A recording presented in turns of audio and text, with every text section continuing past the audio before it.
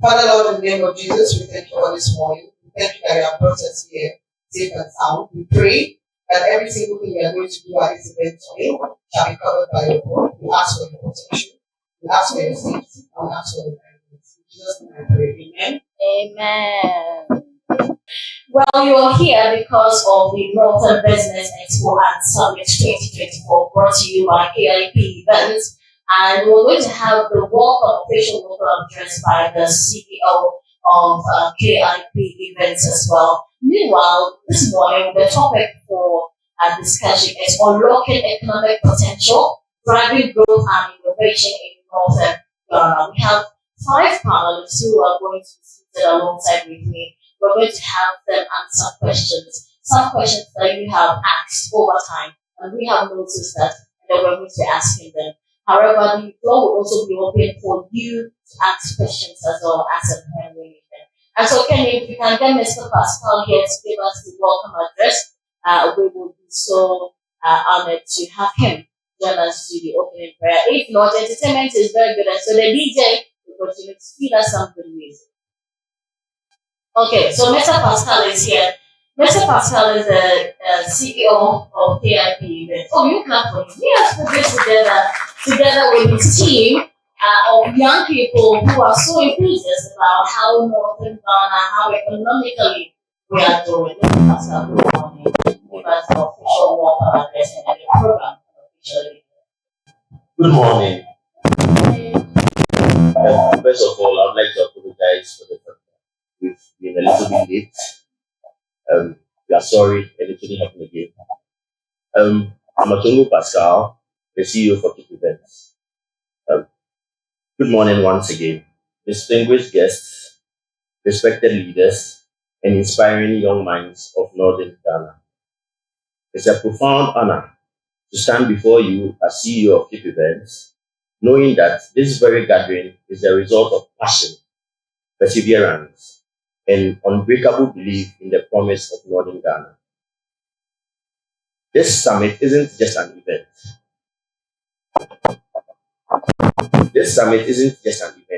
It's a statement. It's a call to action for all of us to look at Northern Ghana with fresh eyes and a renewed sense of purpose.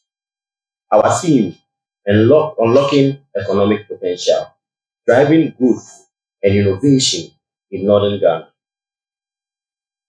It's a challenge to dream bigger, to reach higher, and to believe that this region, with its rich culture, with its talented youth and resilient spirit, can and will become an economic powerhouse.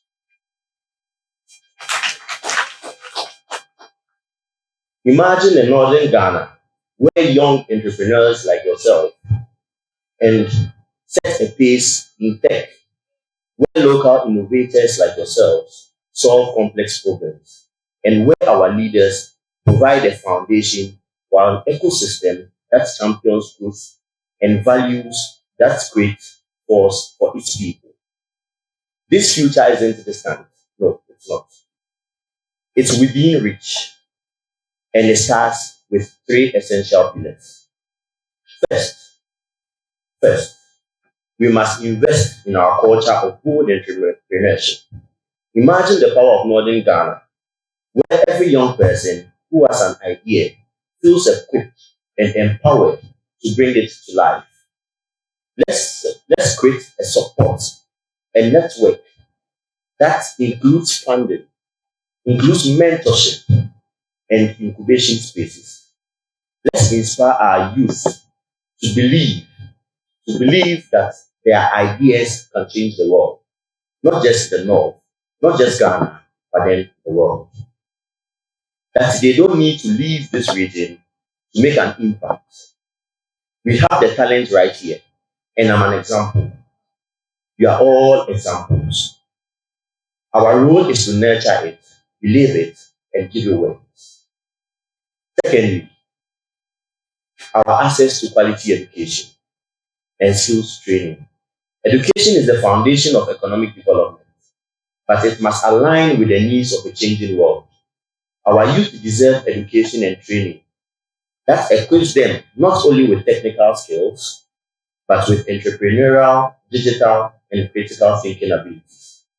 By building partnerships with educational institutions and creating technical and vocational training programs, we can prepare our young people to meet the demands of today's economy and encourage them to innovate and create value within their community. Lastly, we must foster digital and technological literacy. The global economy is increasingly digital. Just like right now, we are shooting live. And our youth need to be equipped to participate in this. By promoting digital literacy and supporting initiatives that give young people access to technology, we can connect Northern Ghana's youth to opportunities beyond our region and beyond Ghana. In doing so, we enable them to leverage technology for innovation from e-commerce and then opening new pathways for economic growth and collaboration. As we discuss these pillars, I am thrilled to announce a very special event that will take place this Saturday evening, the Northern Business Awards at Regal Hotel. This event will celebrate and honor those who are already leading the way, those who dared to dream and turned that dream into reality. These awards recognize individuals and businesses that have shown us what is possible and that they have demonstrated courage and resilience. Their achievements are a proof that the Northern Ghana has limitless future. Organizing this event hasn't been easy. It has been a journey that me and my team will never forget. I know we have disturbed the director for NCS a lot to think about. There were times when it felt it was impossible. Finding partners, securing resources, and overcoming the challenges of bringing an ambitious vision to life. There were late nights, moments of doubt, and hurdles we never saw coming. But through every challenge, our commitment grew stronger. We pushed forward because we knew this summit is bigger than all of us.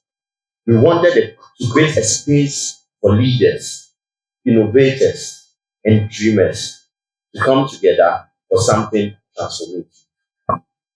At Skip Events, we are committed to being part of this transformation by bringing together leaders, thinkers, and innovators to share insights and collaborate.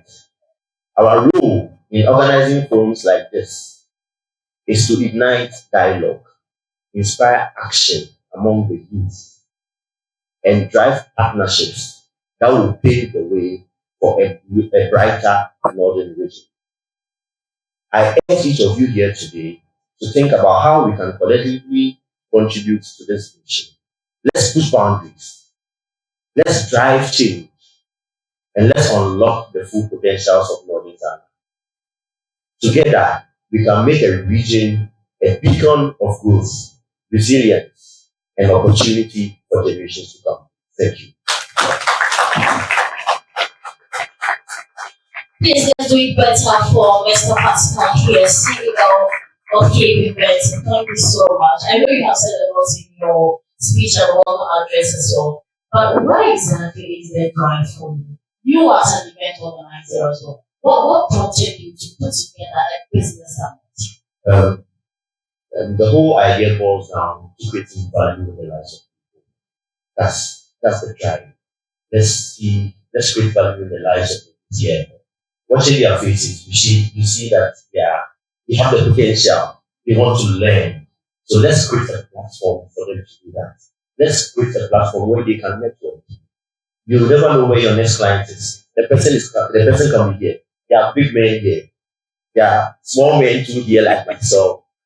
Let's use this as an opportunity to network. Let's get our new clients. Let's create partnerships. Then let's push from there. The sky can never be the limit. Oh, it's definitely thank you so much for making this, and kudos to you and the team as well we'll move on to the program, and then we'll get to hear from our speakers as well. As others continue to join us, please make sure that if you're sharing anything about this, please make sure you're adding the hashtag Northern Business Expo and the Summit as well. Are you ready? Are you ready for our speakers? Are you ready for our speakers? Okay, I see the enthusiasm. Thank you so much. First of all, I want to invite one of our speakers. They have something good to say about themselves, and then we'll go on to have the panel discussion as well. First of all, want to invite Mr.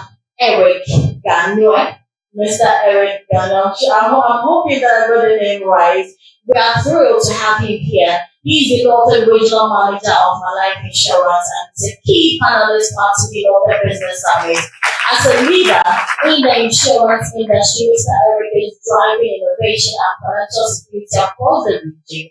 And so make sure you're getting your books and pens ready to put down some insight on risk management, insurance solutions, and empowering business to thrive in uncertain times. Ladies and gentlemen, Mr. Eric.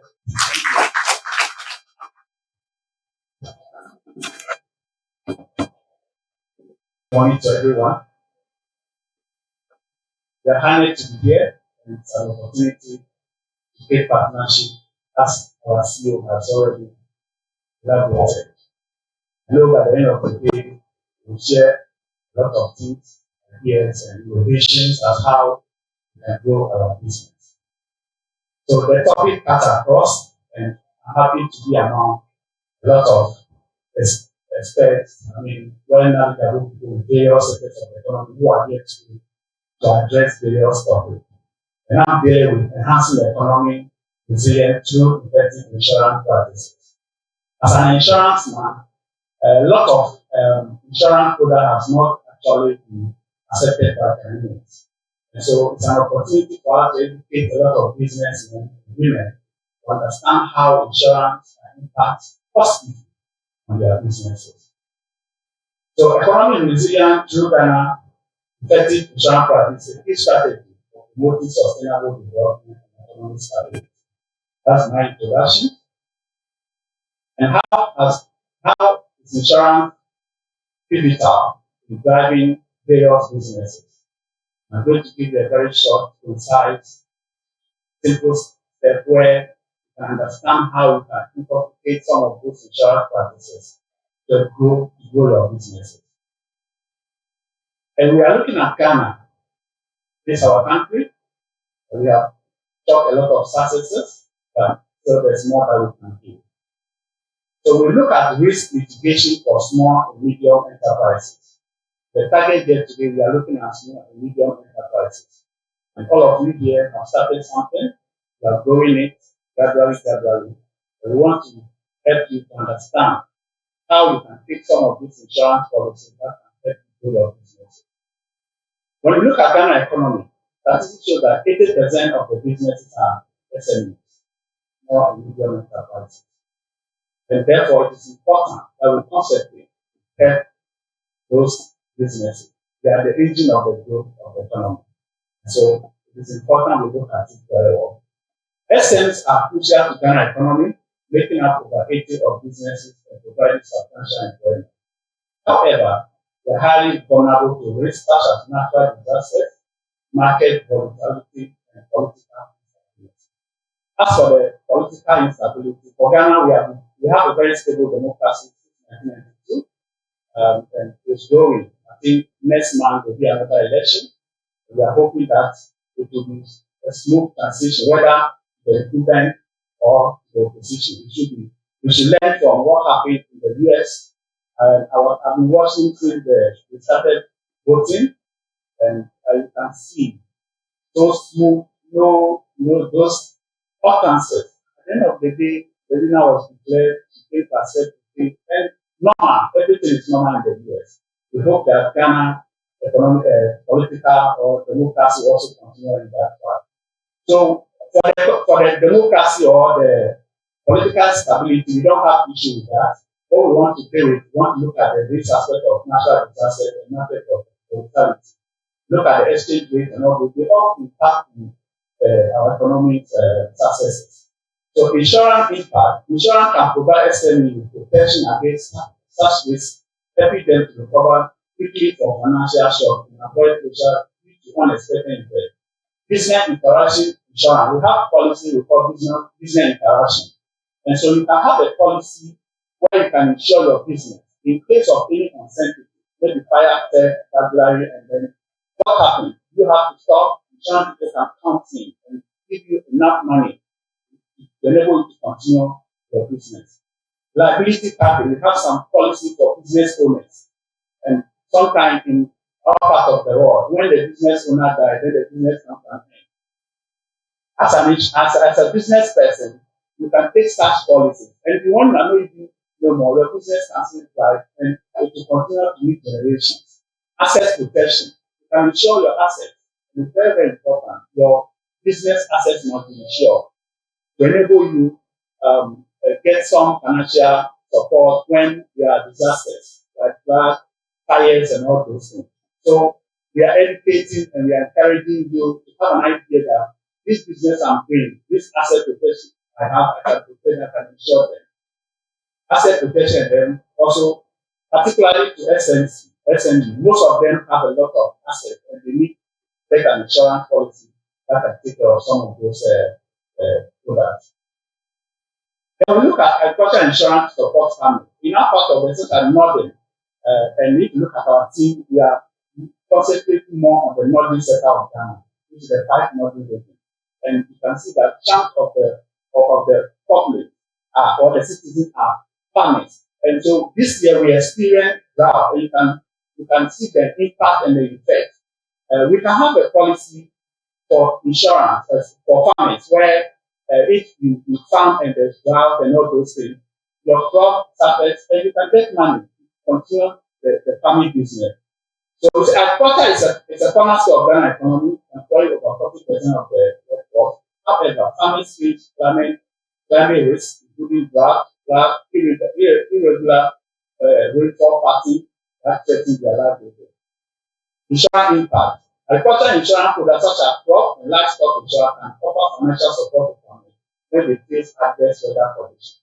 By helping farmers maintain income stability, insurance encourages investment and productivity, boosting food security and rural development. So you can take advantage of some of these insurance policies available, such as those of you who are farmers here, and allied business people who are into farming as well. It should not be only one aspect. Most of the things that we have to do going forward is to be product, not necessarily import, but we must produce. We must produce. And I'm sure maybe during the briefing session question, a lot of questions will come and then we'll see how we can elaborate on that. Microinsurance for vulnerable populations. Yeah. For example, there are certain insurance policies that are targeted the informal sector. And I work with my life insurance. There's a product we have with MTN. Those of you on MTN Momo, there's a product called My Way. Sometimes you can get a text message. Nana Mama Brand is the brand ambassador for that particular product. People buy insurance like 5 10 Ghana. It doesn't cost much. We previously were only concentrating on people who are in formal sector anymore. But we have a chunk of the population who are not in the formal sector field. What we do to them? They also need insurance. So we have a micro insurance where people can buy. And then some are for businesses. Every day you pay something. And then your business can be insured and then you get something when this event happens. So a significant portion of Ghana population remain financially vulnerable with limited access to traditional insurance. Low-income individuals are disproportionately affected by health crisis, accident, and job loss. Insurance impact. Macro insurance provides affordable coverage options for low-income groups, allowing them to manage this and avoid falling into poverty due to financial shock. Micro health insurance, life insurance, and funeral coverage are examples of micro insurance products that can support resilient among vulnerable populations. So these are various examples that we can tackle. Health insurance to promote workforce productivity. A lot of times people do not have health insurance, and then I can understand. If you look at our traditional health insurance, a lot of times the services that are when they want to go to hospital, it's sometimes not to write home about that. So people don't take advantage. We have mutual health insurance across the country where you can sign on. For your health is also important. If you are not healthy, you are not sure, you can't wake up and go to your business place. So, and when those things happen, sometimes sickness like kidney failure, paralysis, heart surgery, cardiovascular, it costs a lot of money. A dialysis a day is very expensive. Someone can be on dialysis for more than so many years. And before you are a businessman, I know someone who from my hometown was diagnosed of kidney failure. Because he was a big time businessman. But before he passed, he has spent all the business money on himself. If we have taken some of these policies and those investors of them, definitely the insurance will come in and then mitigate the impact. So expanding health insurance coverage in Ghana can help to produce out of pocket expenses for healthcare, ensuring people receiving timely medical attention. This improves workforce productivity and reduce absenteeism, ultimately contribute to a more resilient and efficient economy. Very confident for investment and foreign direct investment, FDI. Economic resilience often depends on country ability to attract domestic and foreign investment. However, potential investors may be deterred by perceived risk. Insurance impact. By providing political risk insurance, property insurance, liability insurance, Ghana can enhance investor confidence. Insurance helps secure assets, ensure that risk related to property damage, political change, or legal issues are managed effectively, making investment environment more attractive.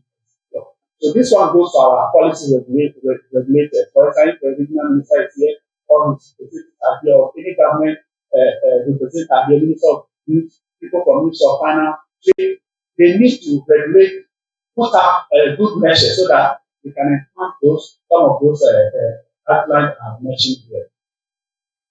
Insurance industry as a driver of capital formation.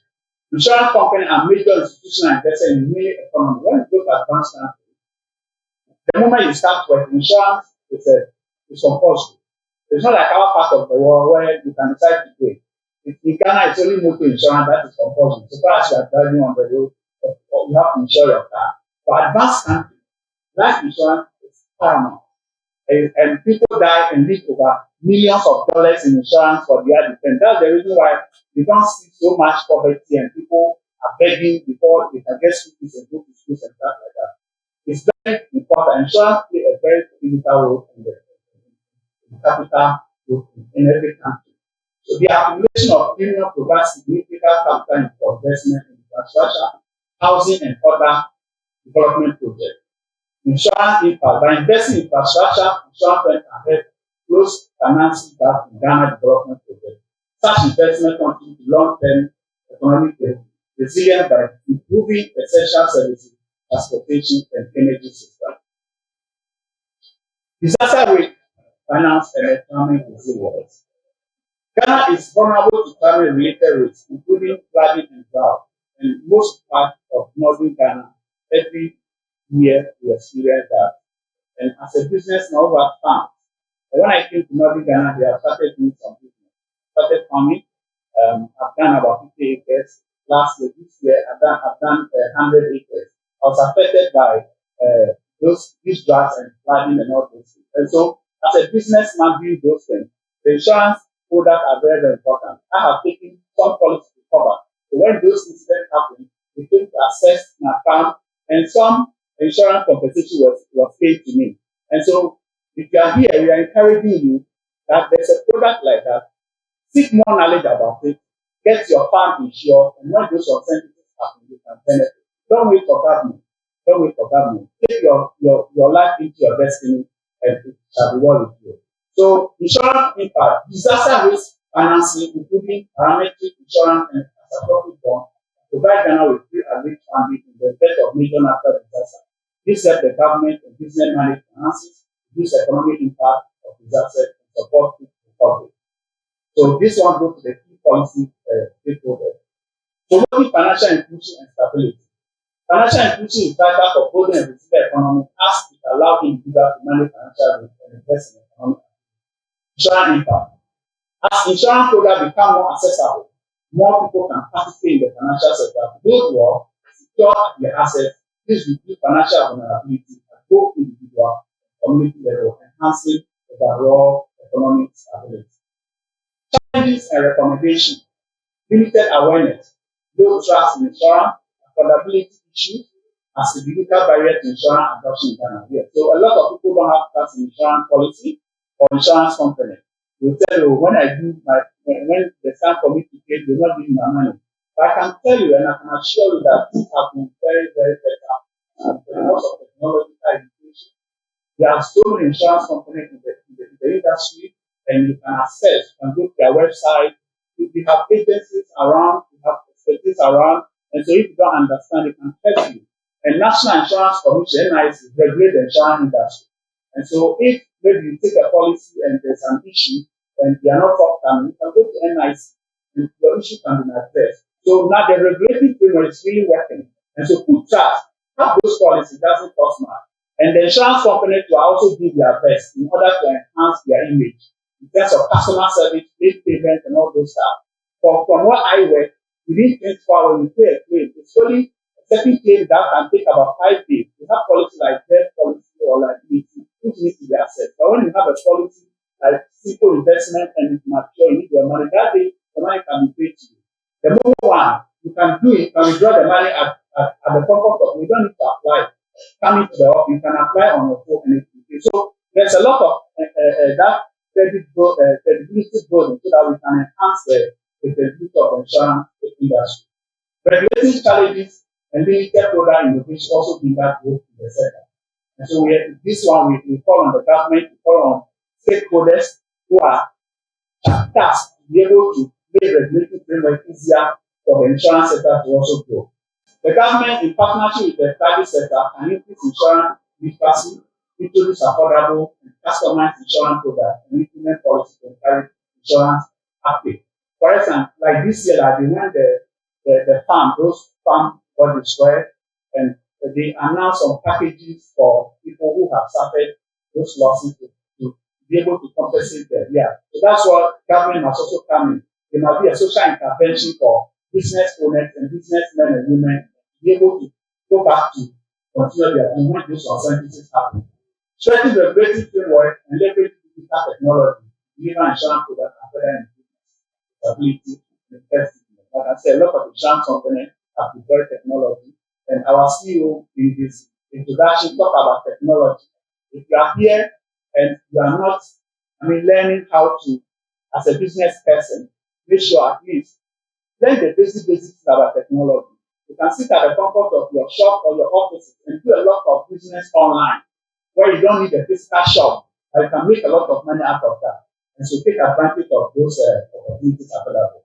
You don't need to go to university to have a degree, to have master's, to have a PhD to succeed in a business. Most of the most successful people in business never graduated from college. Research has shown. All you need to do is to know the business principle and put them into practice, and it shall be well with you. In conclusion, effective insurance policy practices have the potential to strengthen Ghana economy resilience by reducing vulnerability, promoting investment, supporting productivity, and carrying sustainable growth. Through a combination of well-designed insurance products, increased accessibility, and public-private collaboration, Ghana can enhance its economic stability and build more resilient foundation for future development. Thank you very much.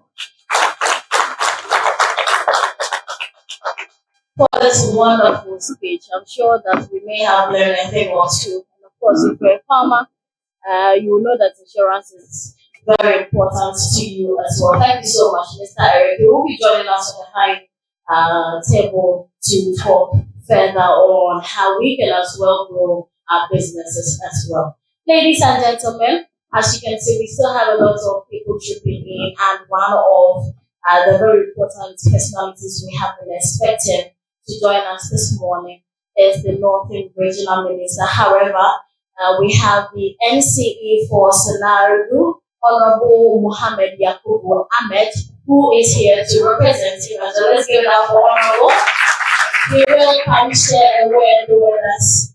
Yes, kindly come take the podium, share a word with us, and then we'll continue with the program. Thank you so much. Please, because you're not clapping, then he's not coming.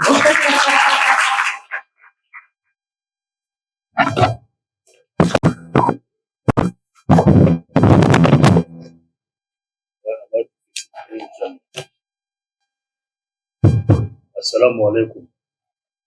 Good morning to you all. I would have been very excited if there was an opportunity for me to address this very audience without the script. However, I'm here to represent the Northern Regional Minister, Alhaji Sani Alhassan Saib, and a speech has been prepared for me. So I have to limit myself to what has been prepared for me. So I'll concentrate on the script, tell you what he has for you. That is the message he has for you. I'm saying this because I'm very excited seeing a lot of young men here who are here to participate in this particular program. That means we're here to get a lot of information and get a better understanding of what the business world is all about. That is very good. When I was also coming, I was complaining. But if you are very observant, or if you know me, you know that there's fatigue in me. I'm busy complaining. Sometimes I leave in the house at 6 a.m. and come back at 2 a.m. Then by 6, I'm up again, jacking up, go get the boots for Alhaji Dr. Mahmoud Bawumia.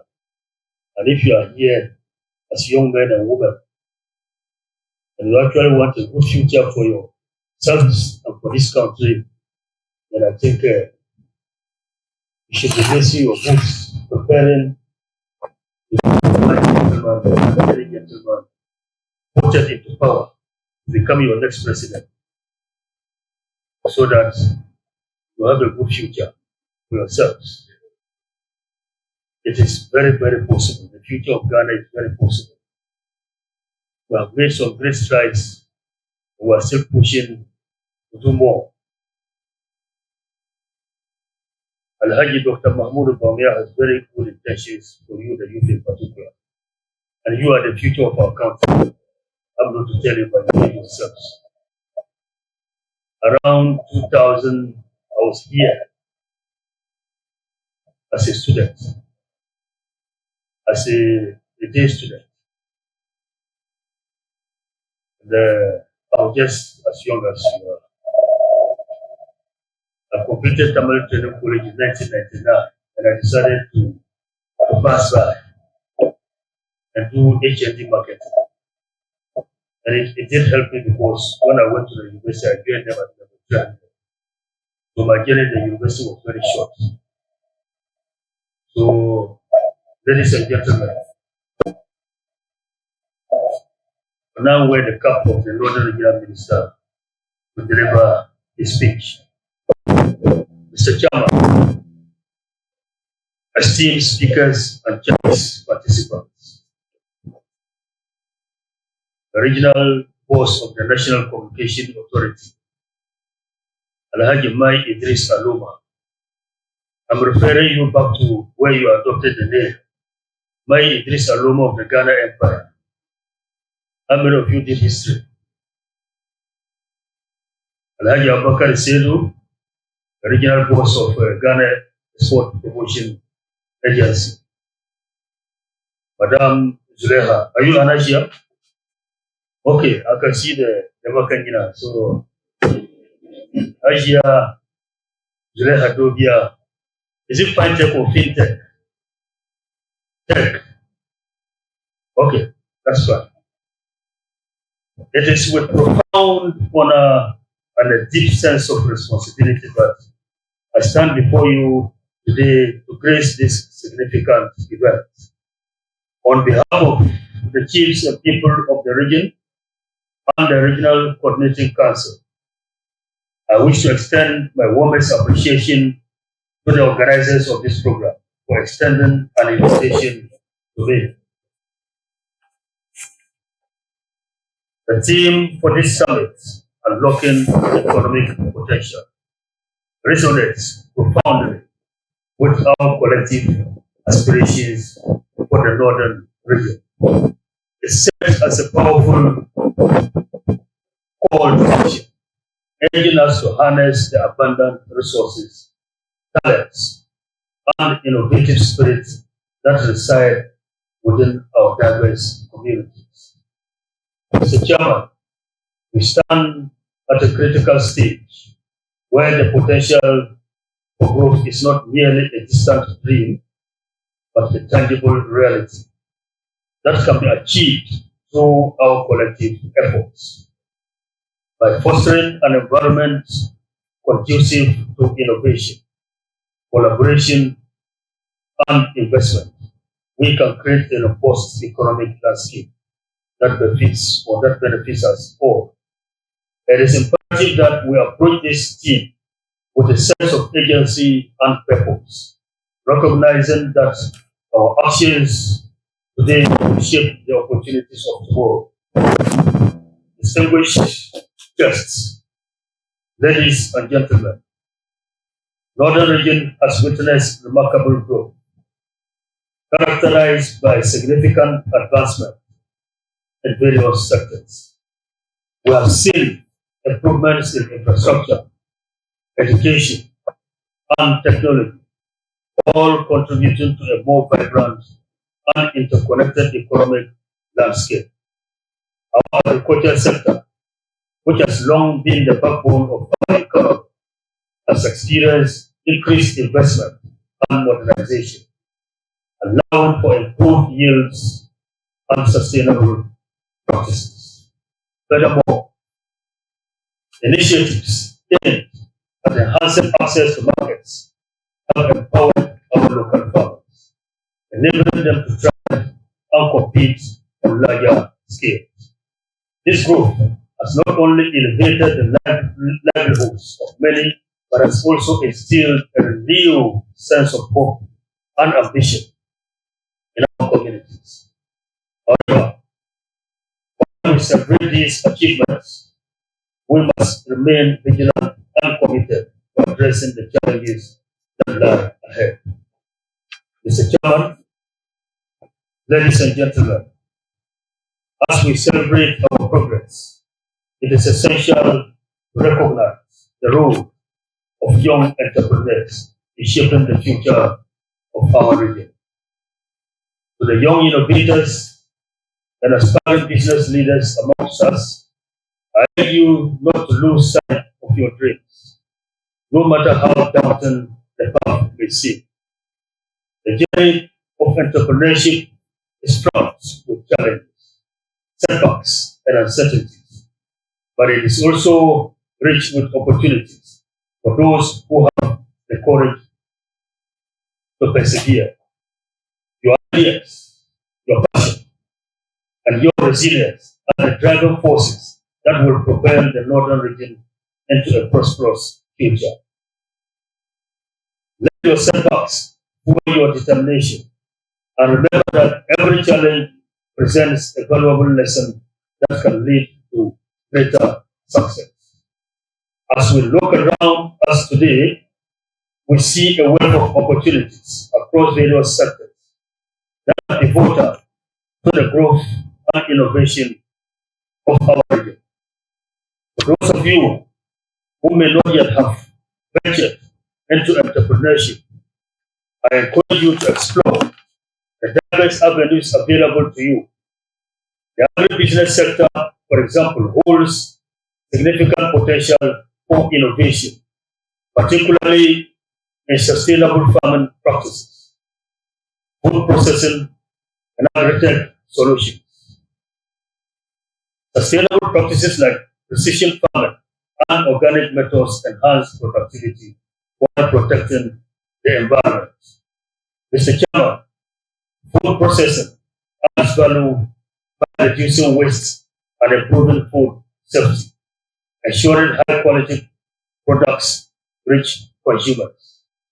Additionally, agri-tech innovations such as drones and data analytics allow farmers to monitor crops and make informed decisions, optimizing resource use and outcomes. Together, these advancements and transforming agriculture into a more efficient, sustainable, and responsive ecosystem that meets the needs of our communities. I'm told fintech sector basically transforms the landscape of financial services, reshaping how we manage, invest, and transact. With rapid advancement in technology, we now have unprecedented opportunities to enhance access to finance for a broader range of individuals and businesses. Innovative solutions such as mobile banking, and blockchain technology are streamlining transactions, making them faster, more efficient, and more secure. This transformation is particularly crucial in our region, where financial inclusion remains a significant challenge, by providing underserved populations with better access to financial services. Fintech can empower individuals to take control of their futures, whether through savings accounts, microloans, or investment opportunities. Furthermore, as businesses gain access to financing options that were previously out of reach, they can now innovate and create jobs, ultimately driving economic empowerment and fostering sustainable growth. The ripple effects of a robust fintech ecosystem can lead to activity, improved living standards, and a more resilient economy. Mr. Chairman, communication skills and technology are fundamental components of success in today's interconnected world. As digital platforms continue to evolve and expand, they provide us with unprecedented opportunities to break down barriers that once limited our interactions and collaboration. These platforms enable individuals and organizations to connect with others across the globe, facilitating the exchange of ideas, knowledge, and resources in real time. Entrepreneurs in the communication sector are uniquely positioned to develop innovative solutions that not only enhance connectivity, but also improve the dissemination of information. By leveraging the advanced technologies, they can create tools that foster effective collaboration, allowing teams to work together seamlessly, regardless of their physical location. This interconnectedness not only strengthens relationships, but also encouraging a more environment where diverse perspectives can thrive and contribute to collective success. Distinguished ladies and gentlemen, I want to emphasize the vital role of women in technology as we gather here today cannot be underestimated. Their contributions are essential for driving innovation and growth in our region. Encouraging more women to engage in technology is not just a matter of equity, but a strategic imperative for our economic future. Initiatives like coding bootcamps and mentorship programs are crucial for equipping young women, with the skills and confidence needed to thrive in this dynamic industry. By promoting diversity in tech teams, we enhance creativity and problem solving, benefiting our entire society. Let us commit to fostering an inclusive culture that supports and uplifts women in technology, positioning the Northern region as a leader in innovation and inclusivity. Together we can cultivate an ecosystem that supports emerging and established businesses across agribusiness, fintech, communication, and women in IT and finance. By encouraging collaboration and sharing knowledge among these sectors, we can create an environment where ideas flourish, innovation thrives, and communities come together to build a brighter future. As we gather here today, I would like to take a moment to express my deep gratitude to KIP Events, the organizers of this summit. Your dedication, hard work, and meticulous planning have made this event possible, providing a crucial platform for collaboration, networking, and idea exchange. It is through initiatives like this that we can collectively unlock the true potential of the northern region. Your efforts in bringing together diverse stakeholders reflect a commitment to fostering a culture of innovation and growth that will benefit us all. I want to thank each and every one of you for being here today. Your commitment to driving growth and innovation in our region is both commendable and inspiring. Together, we can transform our vision into reality and ensure a prosperous future. Let's embrace this opportunity. Let's share and collaborate. The time to unlock our economic potential is now. Together, we can build a future that not only meets the needs of our communities today, but also paves the way for a brighter tomorrow. Thank you so much. And God bless us.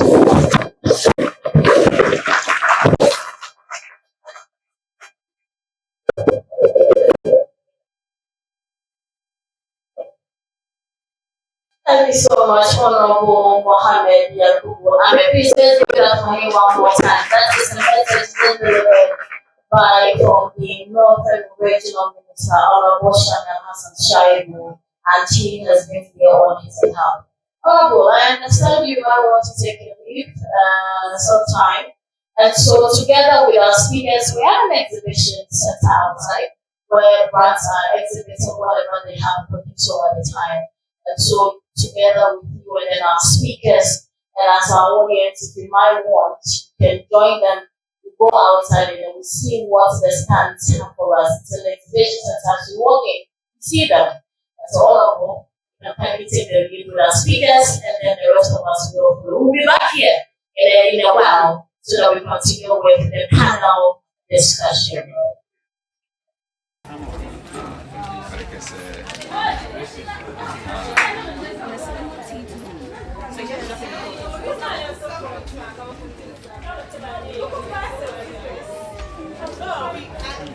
But do you guys leverage on social media for these things? Because I've never seen mostly.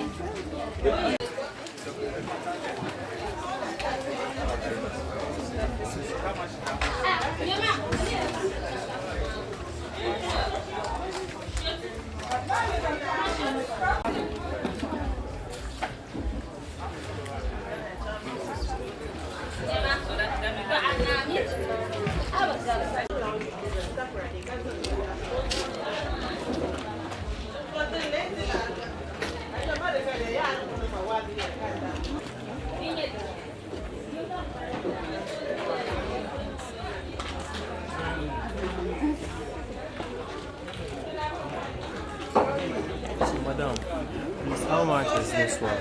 The tea.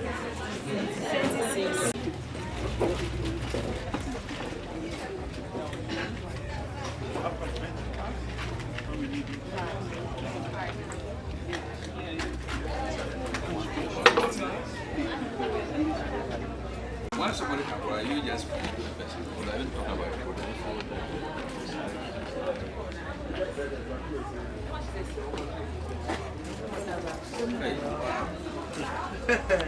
No, you're kidding.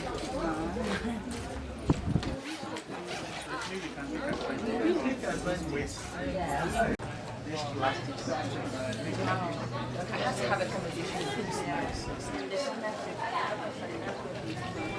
There's also plastic here. Even this black one? Yeah. But how do you get the colors? So you go for black one.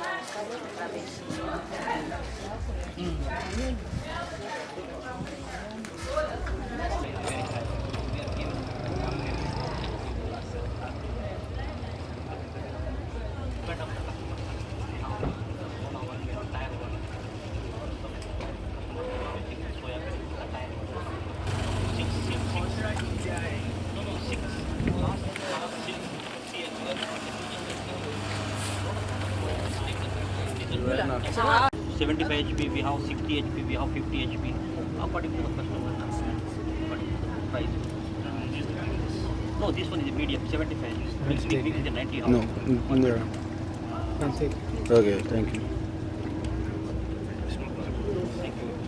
You have your contacts? Yes, I have.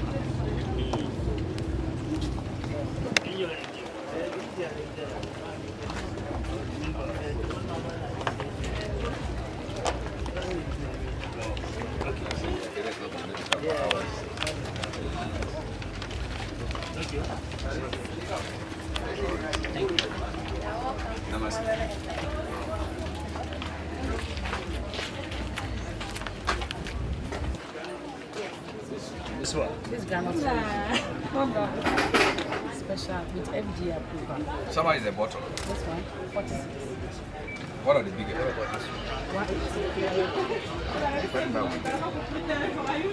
From Kenya. Kenyans are different from Ghana. That's what I'm aware. Yeah. This is honey. Yes. This one is honey. Yeah, that's it. Get now label numbers.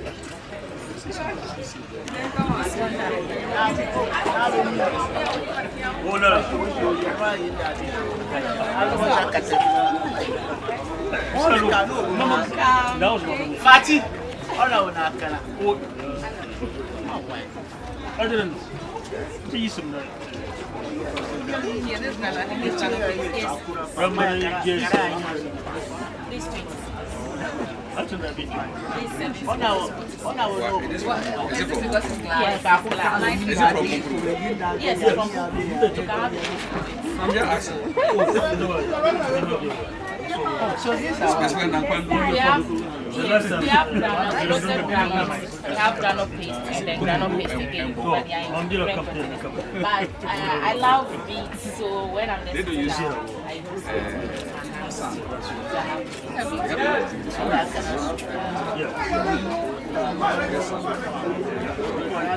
Yes, What are yes. the beets? This is 26 under 100. I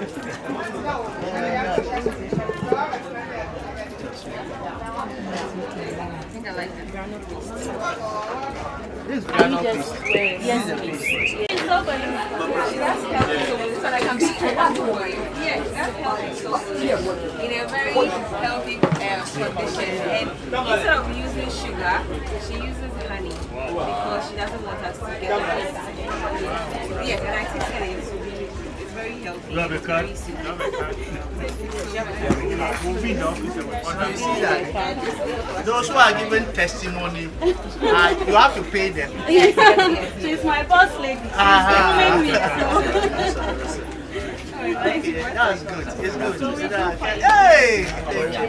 Where are your cards?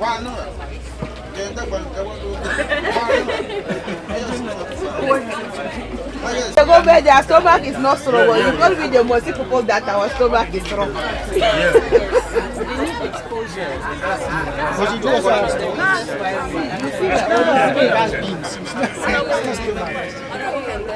Huh?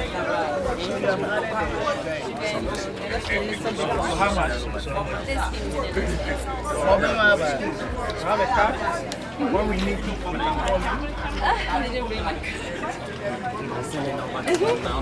Oma, over the gondola, only enrollment. Hey, you look good. Mobile bad.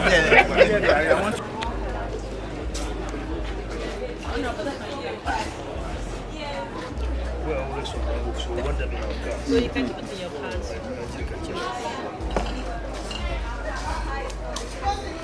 Madam, where can we locate you? Around the machine. By the power. Opposite or adjacent? Adjacent. Opposite El Salon. This one. You have a card or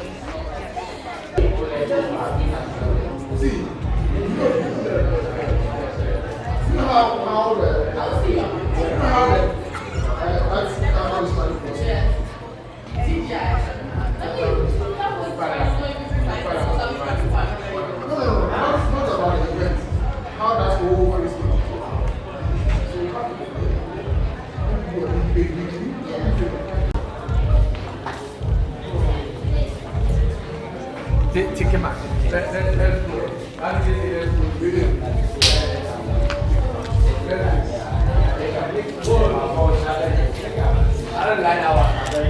Non, ma on peut black ma Pascal. Banco bem miroir.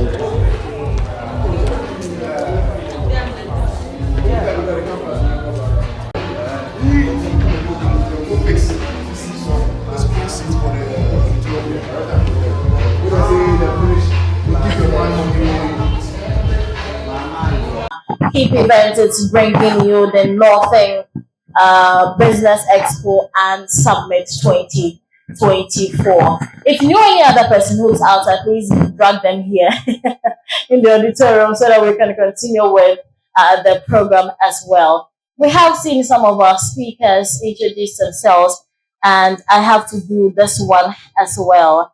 She is the only lady amongst the speakers, and she's looking very elegant today. We're honored to have in our midst Madam Zulaiha Dobia Abdallah. She is the founder and executive director for Developer Group, a featured panelist at this year's Northern Business Expo and Summit on women in technology. As a giant in tech and a leader at Developer, Dr. Zulaiha is transforming the landscape for women in the digital space. Join us here. Let's speak on innovation and leadership and empowering women in technology. Ladies and gentlemen, Dr. Zulaiha Dobia Abdullah. Madam, if you could join me here. Oh, you're not doing it better. What are the ladies? You're not sure. I love that one. Right, please use this one. Take this away. Hello. Hi. Dr. Hajia, everyone.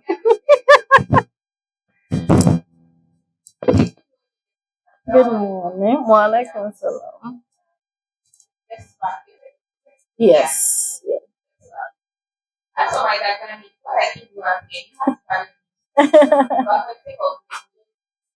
Talk about economic resilience and trying to push innovation. We cannot do that without building sustainable business incubation.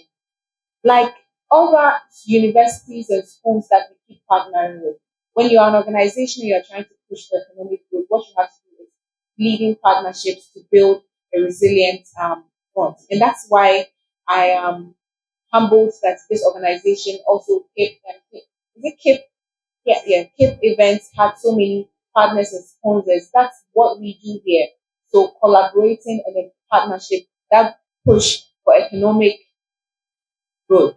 So before I leave and not bore you so much, I would like to have a call of action. We need to unlock the Northern economic potential. And how do we do this? One, we need to be proactive in our pursuit for change. If you're here, the most constant thing you need to know is that change is constant. And then change is growth. If you sleep right now, tomorrow you grow, whether you like it or not, and that is change. So in our pursuit to change, we need to invest in education. If you're here and you do not see anything worth investing in, please invest in education. Even if it's 10 cities, 1 city, put it into your education. That's the only way we can actually compete globally. In young people, in women, if you have a woman, if you have a lady in your house, if you have a girl child, please push her to be educated. I'm not standing here by saying that the guys don't need to go to school or anything. Everybody needs to go to school, especially women, because I've already highlighted that we are the backbone of economic resilience, right? Or you don't support, you don't agree? Yeah. We need to build an inclusive economy that leverages on the strength of everyone everyone comes in, the older generation, the younger generation, the Gen Zs, the Alphas, the millennials. Everybody needs to come on board to push the Northern agenda. We have so much potential up north. I am a proud Northerner, Dagwampa Inyama, but I am doing exploits both in Tamale and in Accra. Why? Because I am from here. It will not make sense for me to go any other place and do all the exploits without including where I'm coming from. So imagine if everyone here is a change maker and we decide to build the bomb in our own way, collaborating, partnering, and then pushing for economic resilience. You can imagine the impact we're going to be making whilst we add education and then invest hopefully in technology. So let's work together to create an environment where innovation thrives. Let's commit to providing the tools, resources, and encouragement that this community needs to grow. And let us remember that every step forward contributes to a brighter and prosperous future of the great Dagom in the Northern Ghana. Thank you all for being here. Thank you to the speakers. Thank you to everybody who left whatever you're doing to come and listen to us as we build the future of the North and then Dagom in Ghana at large.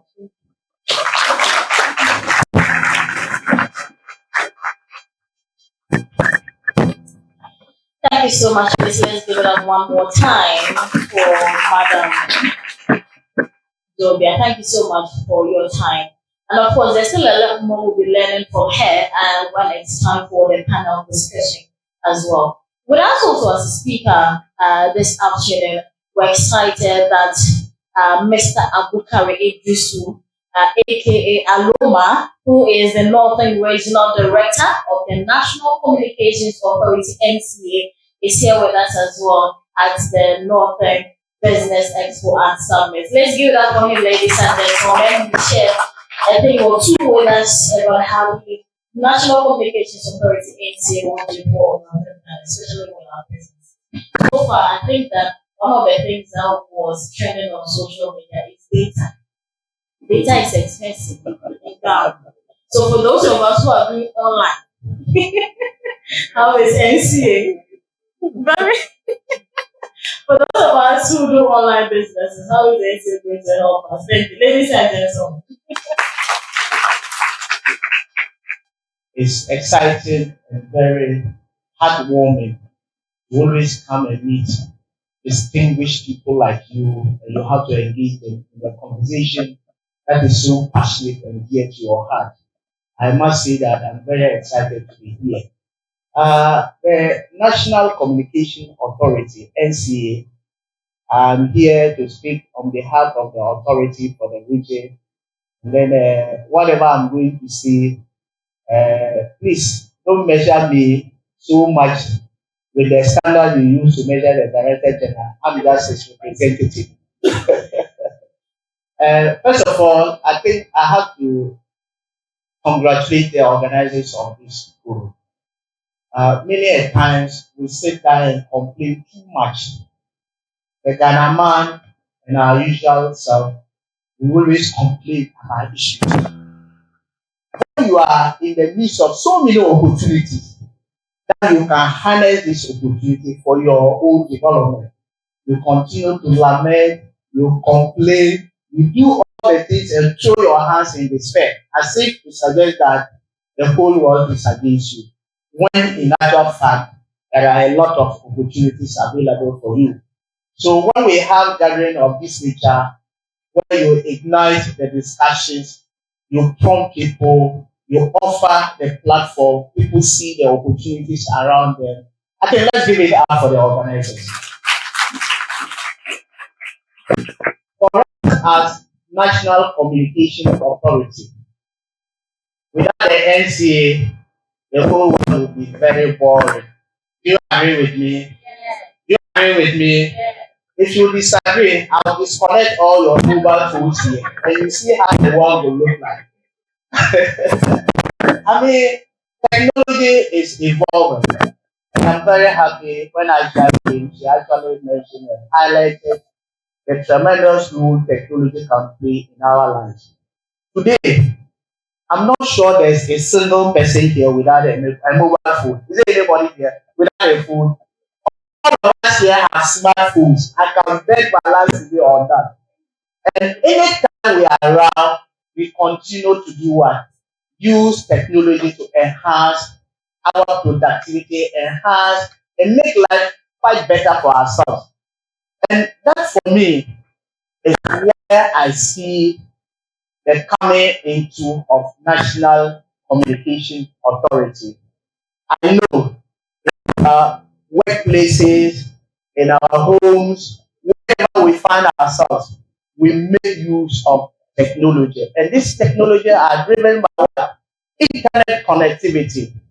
So what we do is to give license to the mobile network providers. You can mention the Telecel, MTN, Tigo, what.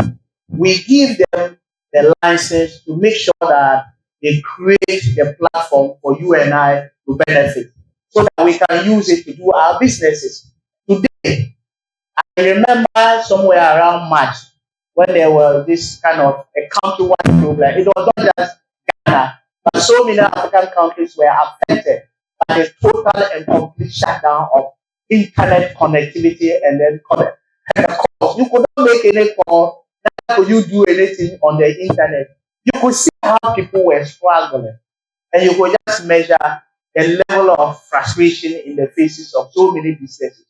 Businesses came to a standstill. So many people who were, doing things for their livelihood, there were no way they could do it.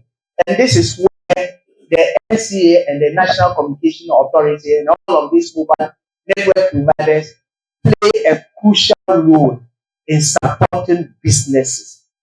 And this, for me, is what I think that our effort we continue to do.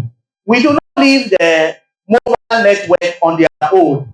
Every now and then, we have signed some kind of key performance indicators with them.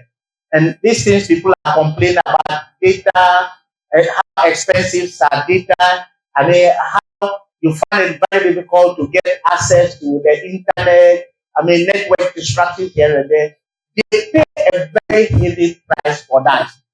Anytime we see that these mobile networks are not meeting the required key performance indicators that they have signed with us, we have representatives to reprimand them, and sometimes we even charge them to pay heavy sums of money that goes to the benefit of the consumer. So we are not leaving it until we continue to monitor to ensure that these network providers will make data available to the ordinary Ghanaian at affordable prices, so that we don't have to struggle before we get it. We have these things, but as business people, sometimes they have their own challenges.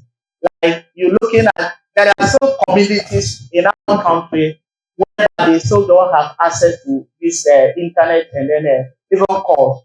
The problem has to do with expanding infrastructure and making sure that they inject the needed capital to increase access to the rural food. These ones, there are efforts to do that, and we are not leaving tools and then to make sure that at least these things are done. But by and large, you cannot take out the role of internet connectivity and then access to the internet in terms of what? Businesses. So many businesses are enhanced, businesses are promoted, businesses are, people tend to do businesses with the use of what? Technology and data. And I'm sure that the NCA will continue to do what we are doing.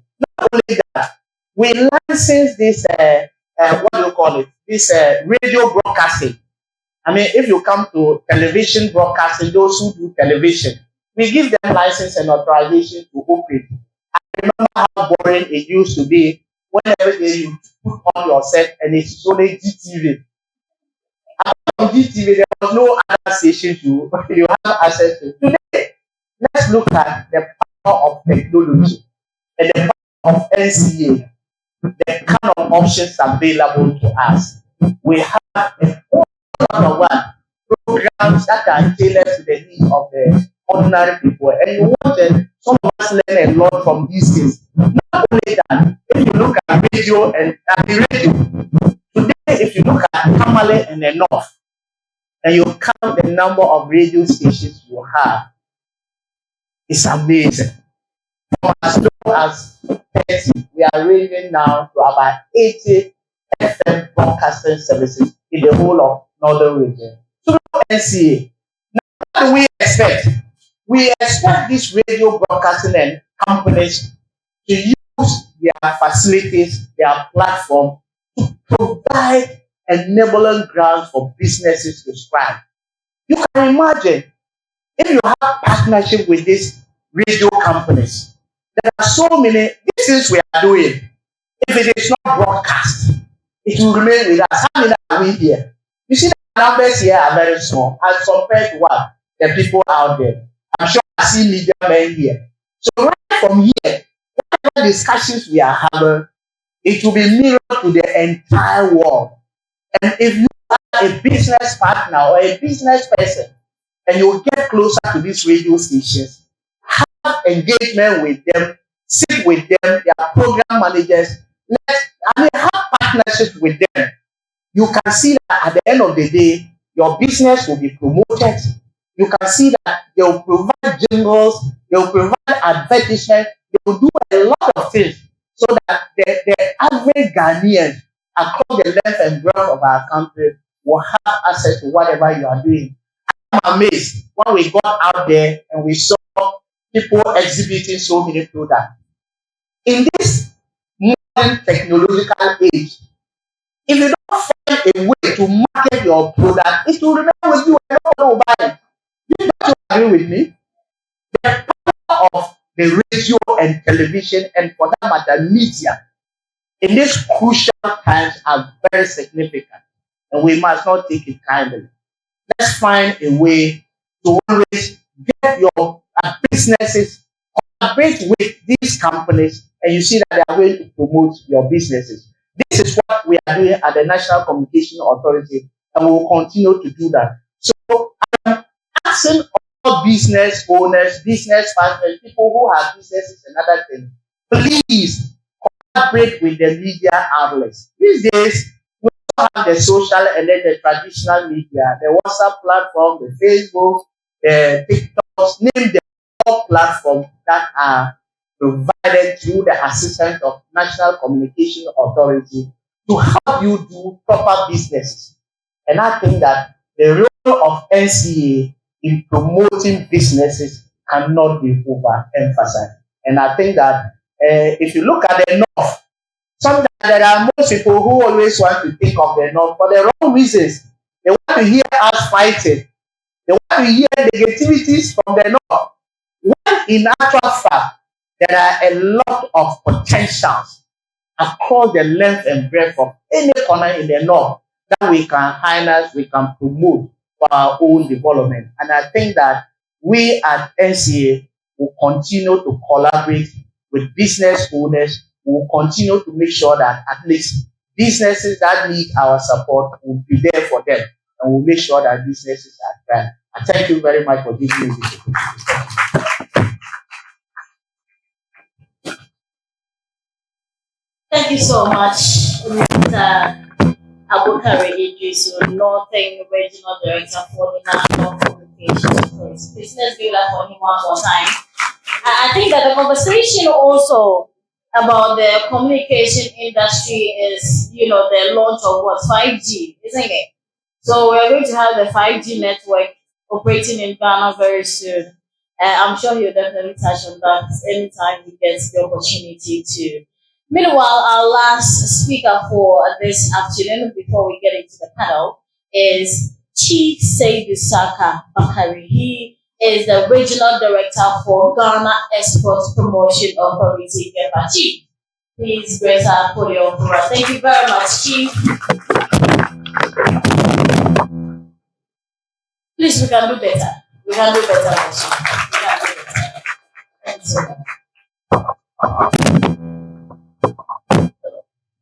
Good afternoon. I'm here on behalf of my CEO, Dr. Afua Asabia Asare, alias Nana. You ask why she's Nana. She's also for him. So if you call her Queen Mother, she wouldn't take it. So she has a special title.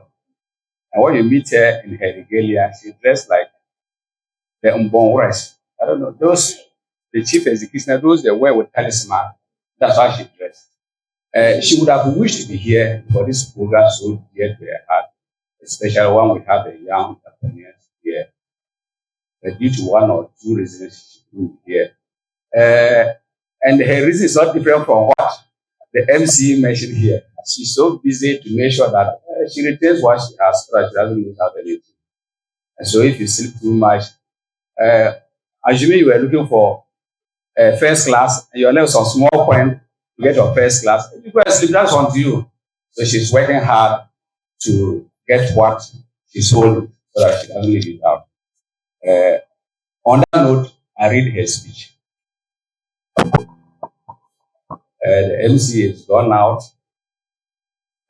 Other regional rep, students, organizers, chief executive of KIP Invent, Mr. Otungo Pascal, other chief executive present here, distinguished guests, ladies and gentlemen. It is an honor to be here today at the inaugural Northern Business Summit, and I extend my gratitude to the organizers for inviting me to participate in this important discussion. The theme for today's summit focusing on financial sector and economy and the economy is both timely and relevant, especially as Ghana continues to seek ways to drive sustainable economic growth through export-led strategies. Ghana's export sector plays a crucial role in our national development, creating jobs, generating revenues, and positioning our country on the global stage. At GEPA, our mission is to facilitate and promote Ghanaian products in international markets, ensuring that our exporters are equipped with tools and resources necessary to compete effectively. However, achieving this goal requires more than just quality products and market access. It requires a robust financial support system that can provide resilience in the face of global market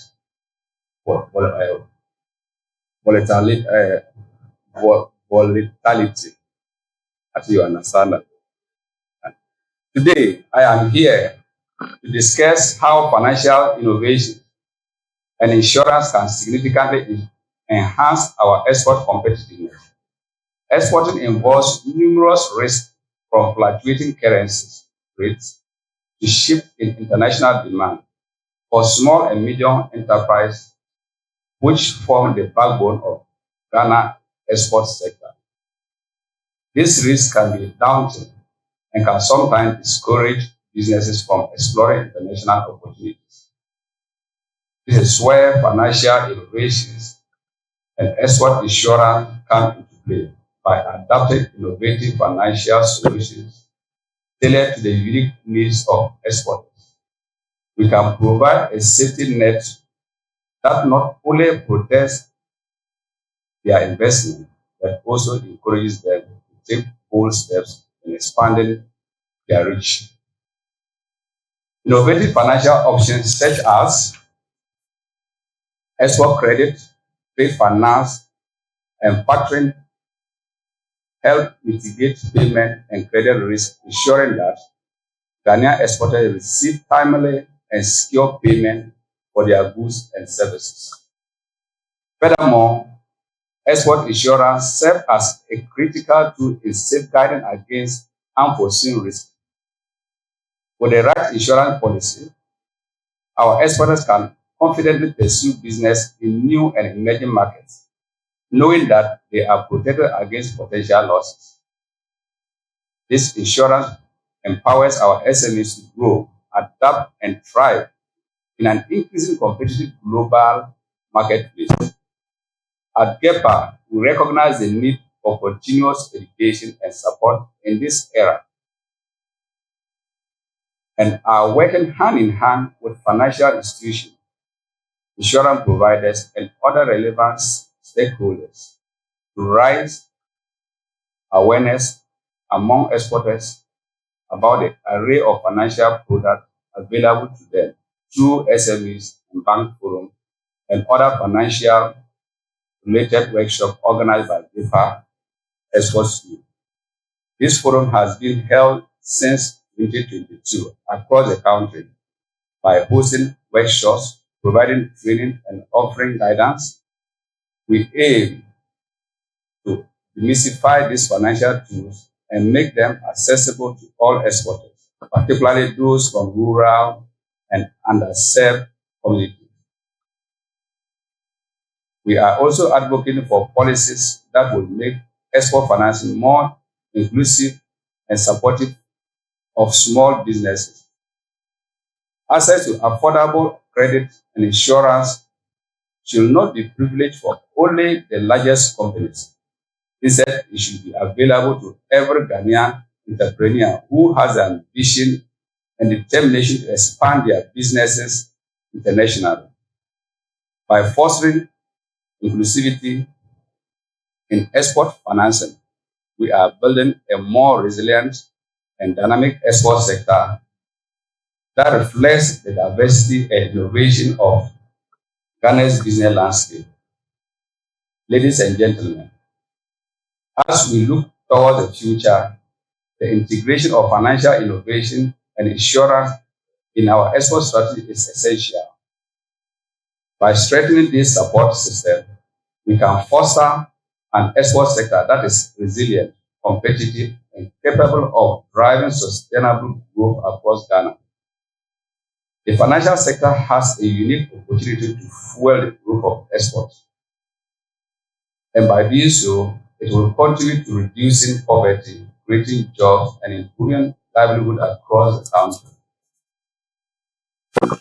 As we gather here in Tamale, a region known for its agricultural and industrial potential, I want to emphasize the vital role of agribusiness in our export landscape. The Northern Ghana is a home to so many unique products such as yam, sisiame, shea, rice, soya beans, livestock, and the like, that hold immense export potential by enhancing access to export financing and insurance in this sector. We can unlock new markets and create sustainable livelihood for communities across the North and beyond. I encourage all stakeholders here today, policymakers, financial institutions, and the business community to work together in creating an enabling environment for our exporters. Together, we can build a future where Ghanaian products are not only valued globally, but also contributing meaningfully to the prosperity of our nation. It is time to leverage our collective expertise, innovation, and resources to create a thriving, inclusive, and globally competitive export sector for Ghana. Thank you for the opportunity to share this insight, and I look forward to engaging with you all as we try to enhance Ghana's export sector. Thank you.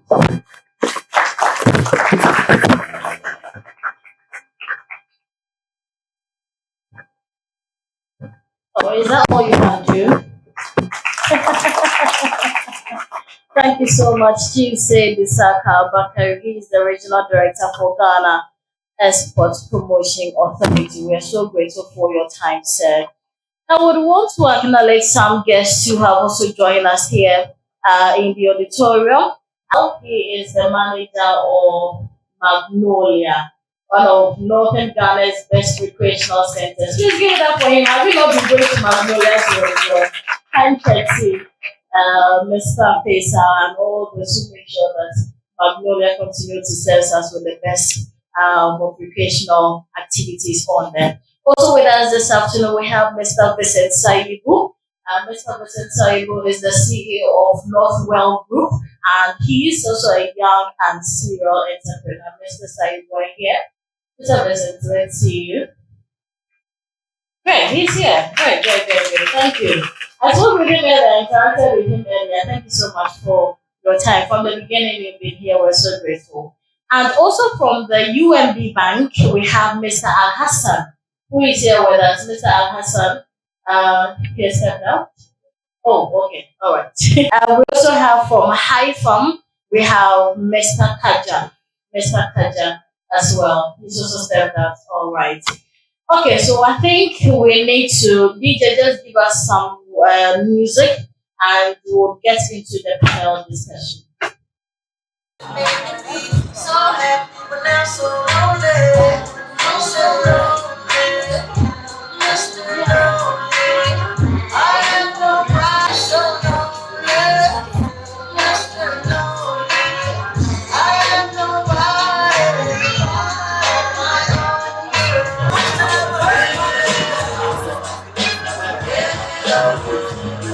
These streets remind me of place. Like you're running.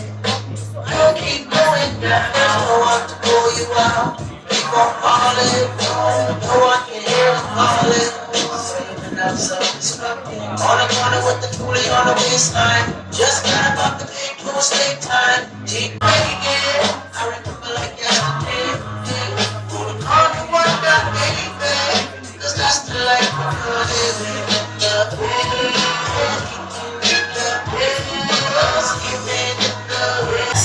It is appropriate that you just move forward, fill the spaces in front, and it will be clear for everyone.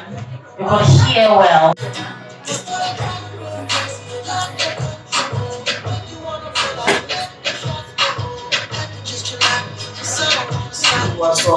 Also from that department is Mr. Maxwell. So he is the Chief Company Inspector for the Office of the Registrar of Companies. Ladies and gentlemen, let's give it up for him.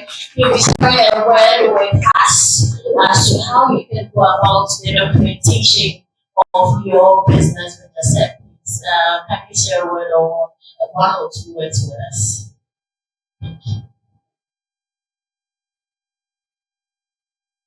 Hello. Hi. I must say that the Office of the Registrar of Companies is happy to be associated with this program because all what you do here is something like this. Whether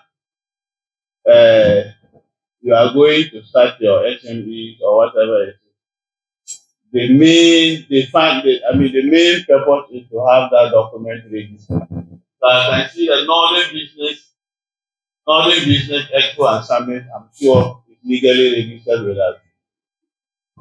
So, and I keep events. So after saying the time is not there for us, the main thing I would like to highlight is that the Office of the Registrar of Companies has been separated from Registrar General Department. All what most people know is Registrar General Department. But as we speak now, the Office of the Registrar of Companies has been decoupled from Registrar General Department, and ORC is basically for business registration, whereas marriages, intellectual properties, estate administration is the traditional function of Registrar General Department.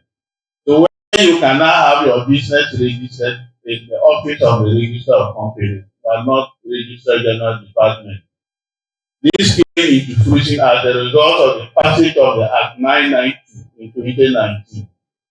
So when you have your business registered now, it's known as the Office of the Registrar of Companies, but not the Registrar General Department. The mandate of ORC is to register businesses, whether business names, companies registration, company limited by guarantee, renewal of businesses, filing of annual returns. So that is the main mandate of Office of the Registrar of Companies.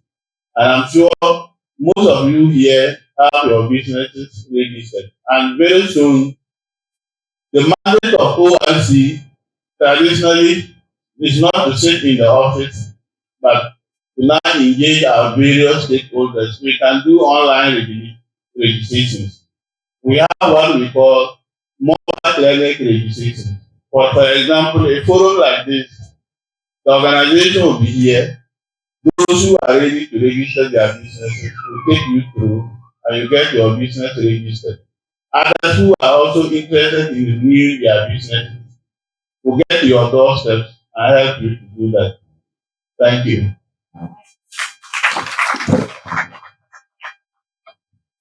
Thank you so much for your time this afternoon. So for those of you who have your businesses, please make sure that you register it. You mentioned that there are some legalities to them as well. It is time for us to have our panel discussion, and don't waste any more time.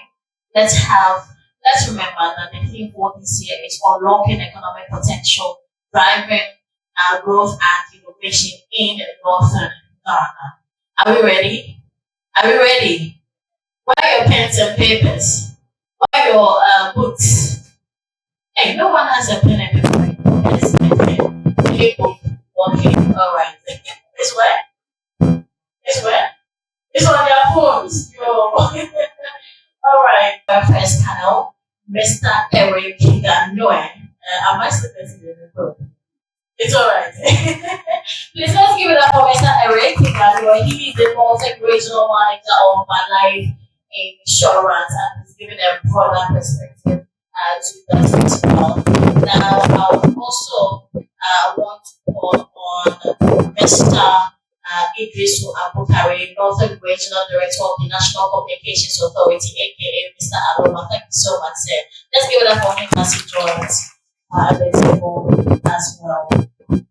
We also want to call on Madam Jovia. Please make sure you join us on the panel. Thank you so much. Let's give it up for her. Thank you. I'll be asking you a lot of questions because we see women in confidence manner. Yes, a lot of women in technology. Alright, let's also invite Chief to join the panel as well. Chief, thank you so much. Please let's give it up for Chief.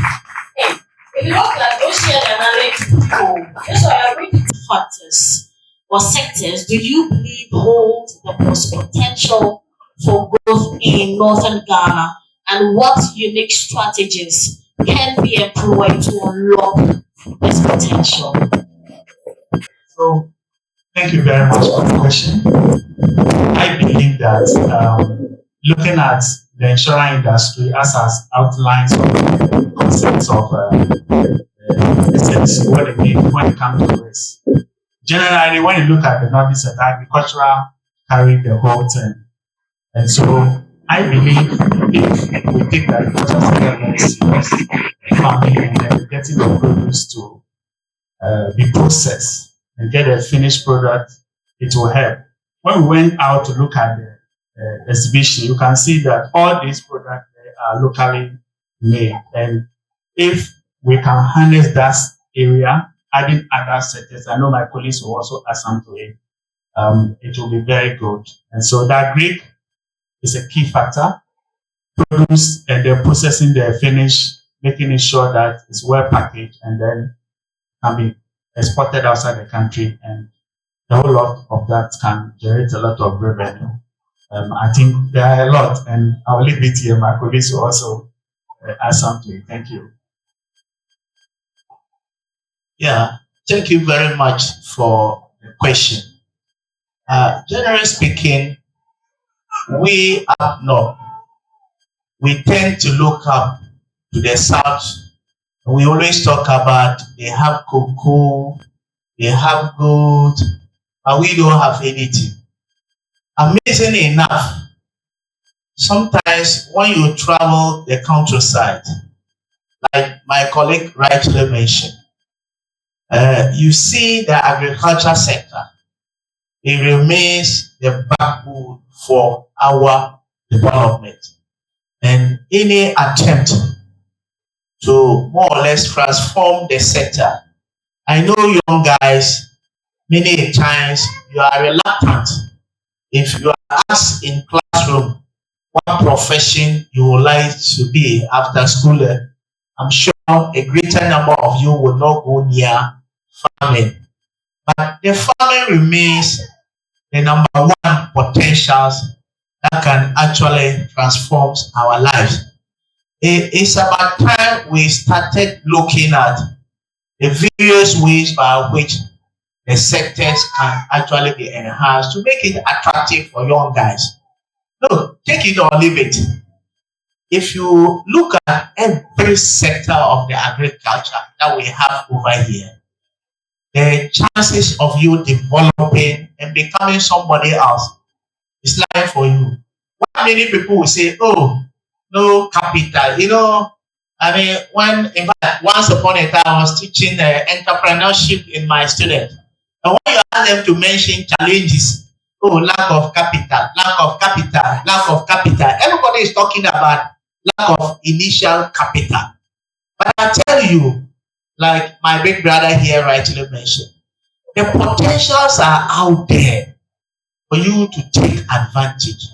I'm sure when they come to Chief will tell you from their angle how they can support young guys like you to venture into the agriculture. So I want to say that the agriculture sector remains the number one sector that holds the key to our development.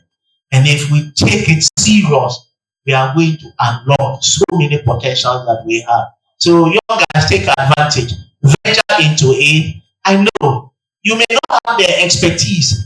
You know, the traditional way of farming, the traditional rain fed, we always depend on the rain. And when the rain is not doing well, you see that all your investment go at loss. There are so many innovative ways by which we can make the sector attractive. And I think that let's start to do that. Thank you very much. Okay, all right. Thank you so much. Madam Zulaiha, in what ways can technology and innovation drive economic growth in northern Ghana?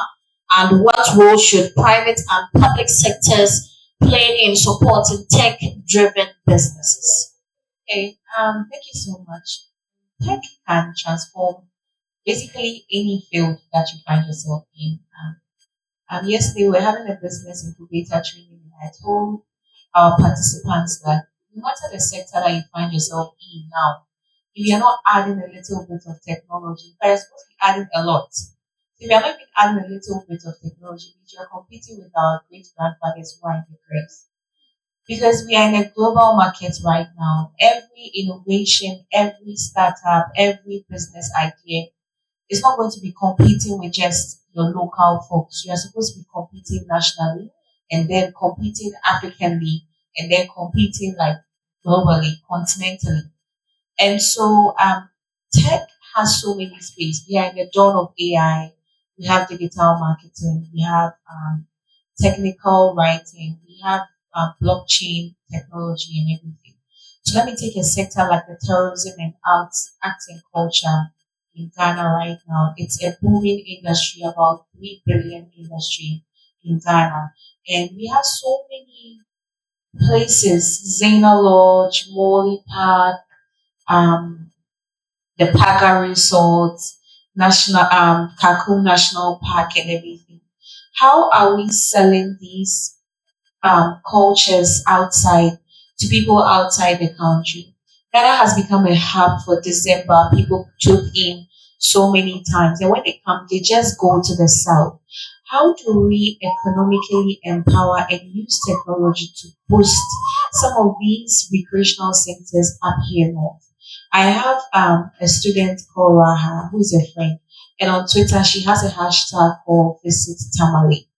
And that's one way of using technology to sell what we have here. So you come to Tamale and then we are doing this, and then the hashtag you do is Visit Tamale.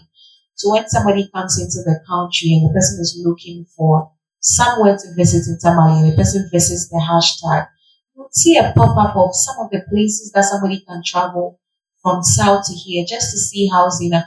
I'm from the north. I've never been to Zena Lodge, but I've seen pictures. Right? What is stopping me from going there and sharing that 3 billion industry? We have something like renewable energy, and it's a booming sector too that we can actually leverage on solar panel. And that's using technology to change the sunlight that we have to electricity. How can we have this much sun and still have issues with electricity? That's because we are not being innovative, we are not being creative enough. We don't know where to invest some of these natural resources that God has given to us for free.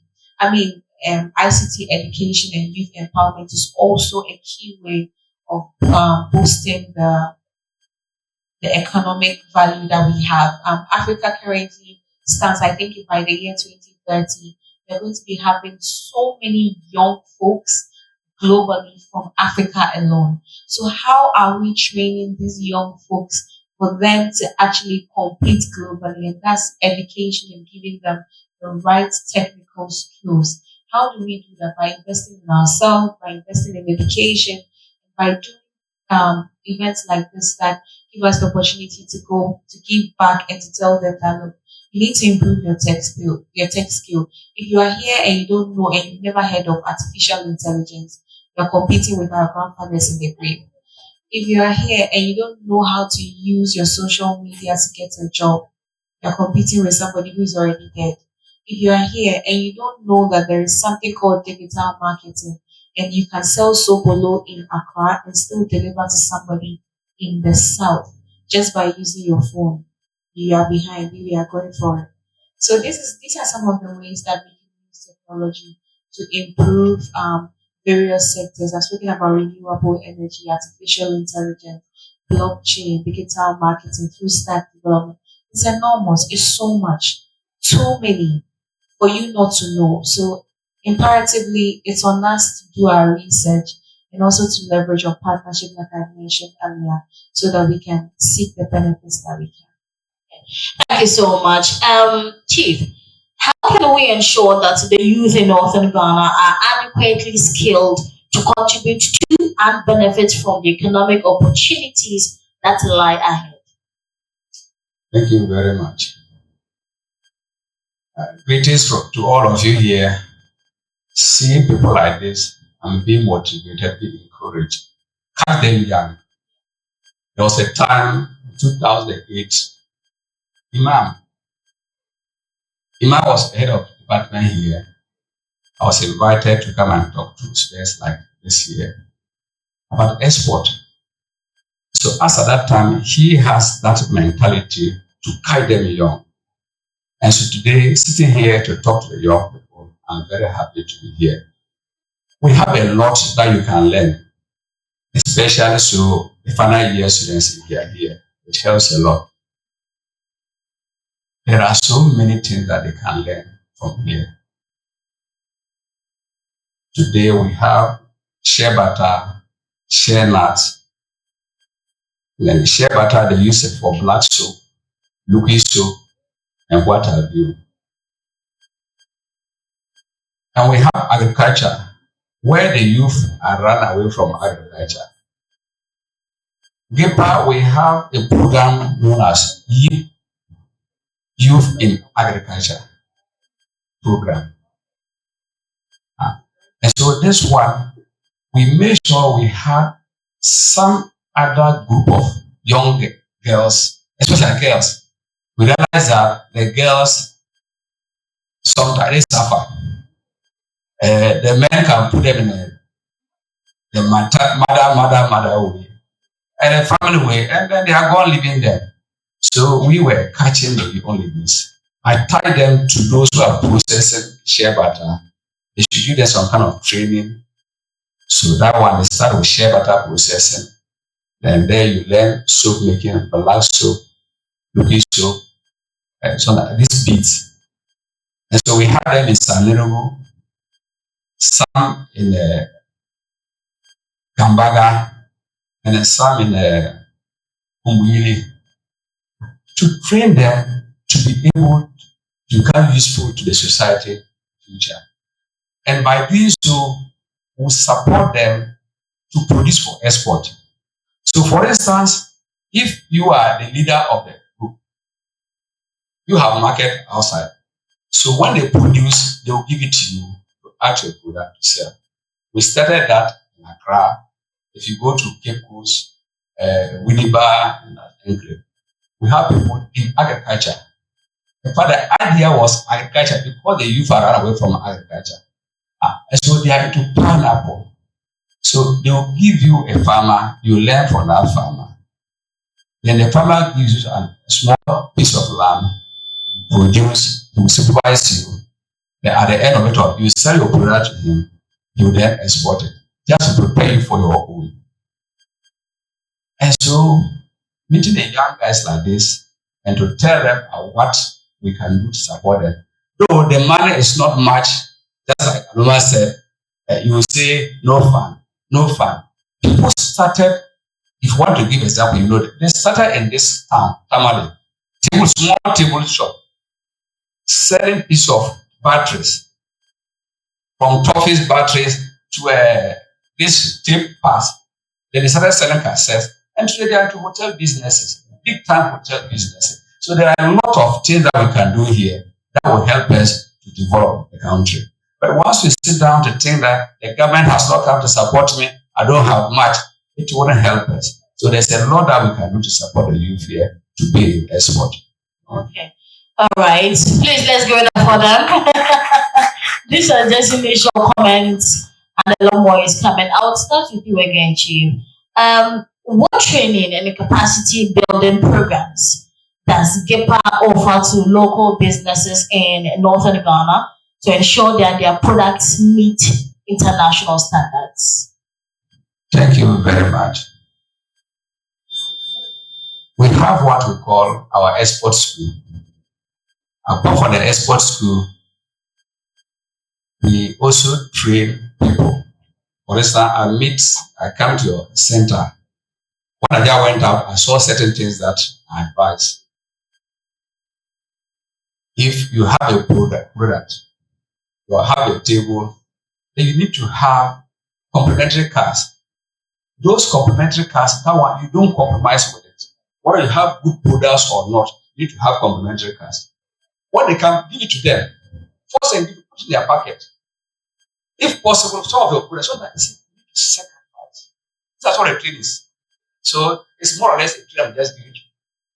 You need to sacrifice your product. If it's a small thing, piece of paper, give it out. The person goes to sit. Right. I just bought soap. She said, instead of sugar, they put honey. I should have dashed it. I'll go and taste with the complementary card. Then I've been taking soup. But I realize that this one tastes different. One is a program. I'm not going to buy an individual house. I buy me. What is a program? I pick it. Oh, Fusina, Joan, call this number, make an arrangement. We need about this number, about 150. Then they bring it. That's why you get your market. As time goes on, you go again. Your product, your bottle, the packaging is not good. What do we do? Let's advise you. If you can do this and that, fine. Let's register with Food and Drugs Authority. Let's register with PRSD. Let's register with Standard Authority. Then you can sell your products outside. If you don't do that, you can't do it. And I was talking about export school. The export school captures SMEs. And at the export school, at the end of the training, we give you certificates. And that one goes with a fee. But in the northern region, fortunately, we normally get sponsorship. When they say export school, people feel reluctant to come and attend. In Accra, bankers attend our export school. They ask them 500,000 people pay. Here, 200 people are not rich. And so it is difficult to organize talent. And they get people. But here, when I say export school, you don't have. So how then do you learn this thing? If you don't come to learn, don't look at when we're going to school. They pull children and they will cry. I won't go, they will cry, I won't go, I won't go. Today they are ministers. So just like this, our export school. If they ask you to attend an export school, we organize export trade fairs for them. When there's a foreign trade fair, we help them to go. You pay your train ticket, the pavilion, we pay for you, freight your taste, we pay for you. As we talk, we have a lot of export. Today there's a program, as we talk, at the program at the head office, we continue to educate our exporters just to catch up, meet the international level. See, sometimes it's not about you able to export, but the image of the country. So, for instance, if you sell any product that is mixed with any particle, they ban that product. There was a time pepper from Ghana was banned. There was a time Ghana paste was banned. because people put additives. And once they detect that, they ban the country from doing that. There was a time yam was banned from Ghana. Not that the yam was bad, but they scoop out the yam, put beautiful things, and seal with solidity, super glue, nicely. When you take it, you see any surgery on it. Then they add it to a container of the yam. So when they sell it, so for example, if it gets to Netherlands, the person goes to look for that tuber of yam. And getting that tuber of yam is enough. It can buy 20 containers of that yam. So why you take this is fine. But they don't look for someone to come and destroy. In the destruction of that container, you pay. We have a lot of to do. Thank you. All right, thank you too, sir, for sharing your thoughts and comments with us on this one. Madam Zulaiha, what inspired you to start Developer, and how is the organization working to overcome the challenges that women are facing in the tech industry, especially in Northern Ghana? Okay, thank you so much for the question. The story of Developer is a good one for me because it started here in Tamale back in 2019. I grew up in Accra all my life, so my folks said I needed to come and do my university in Nabogo campus, and then I did a 1-year national service in Tamale. So when I came here, I noticed that we have a lot of tech savvy people. But what made me really start Developer was that Vodafone organized the hackathon. And when we say hackathon, so they just bring participants and then they train you for some time and then you come up with a business idea. So within the time we did the hackathon, I realized that out of 50 participants, we had just 5 girls. And out of the 5 girls, it was just 2 of us that were like from Tamale.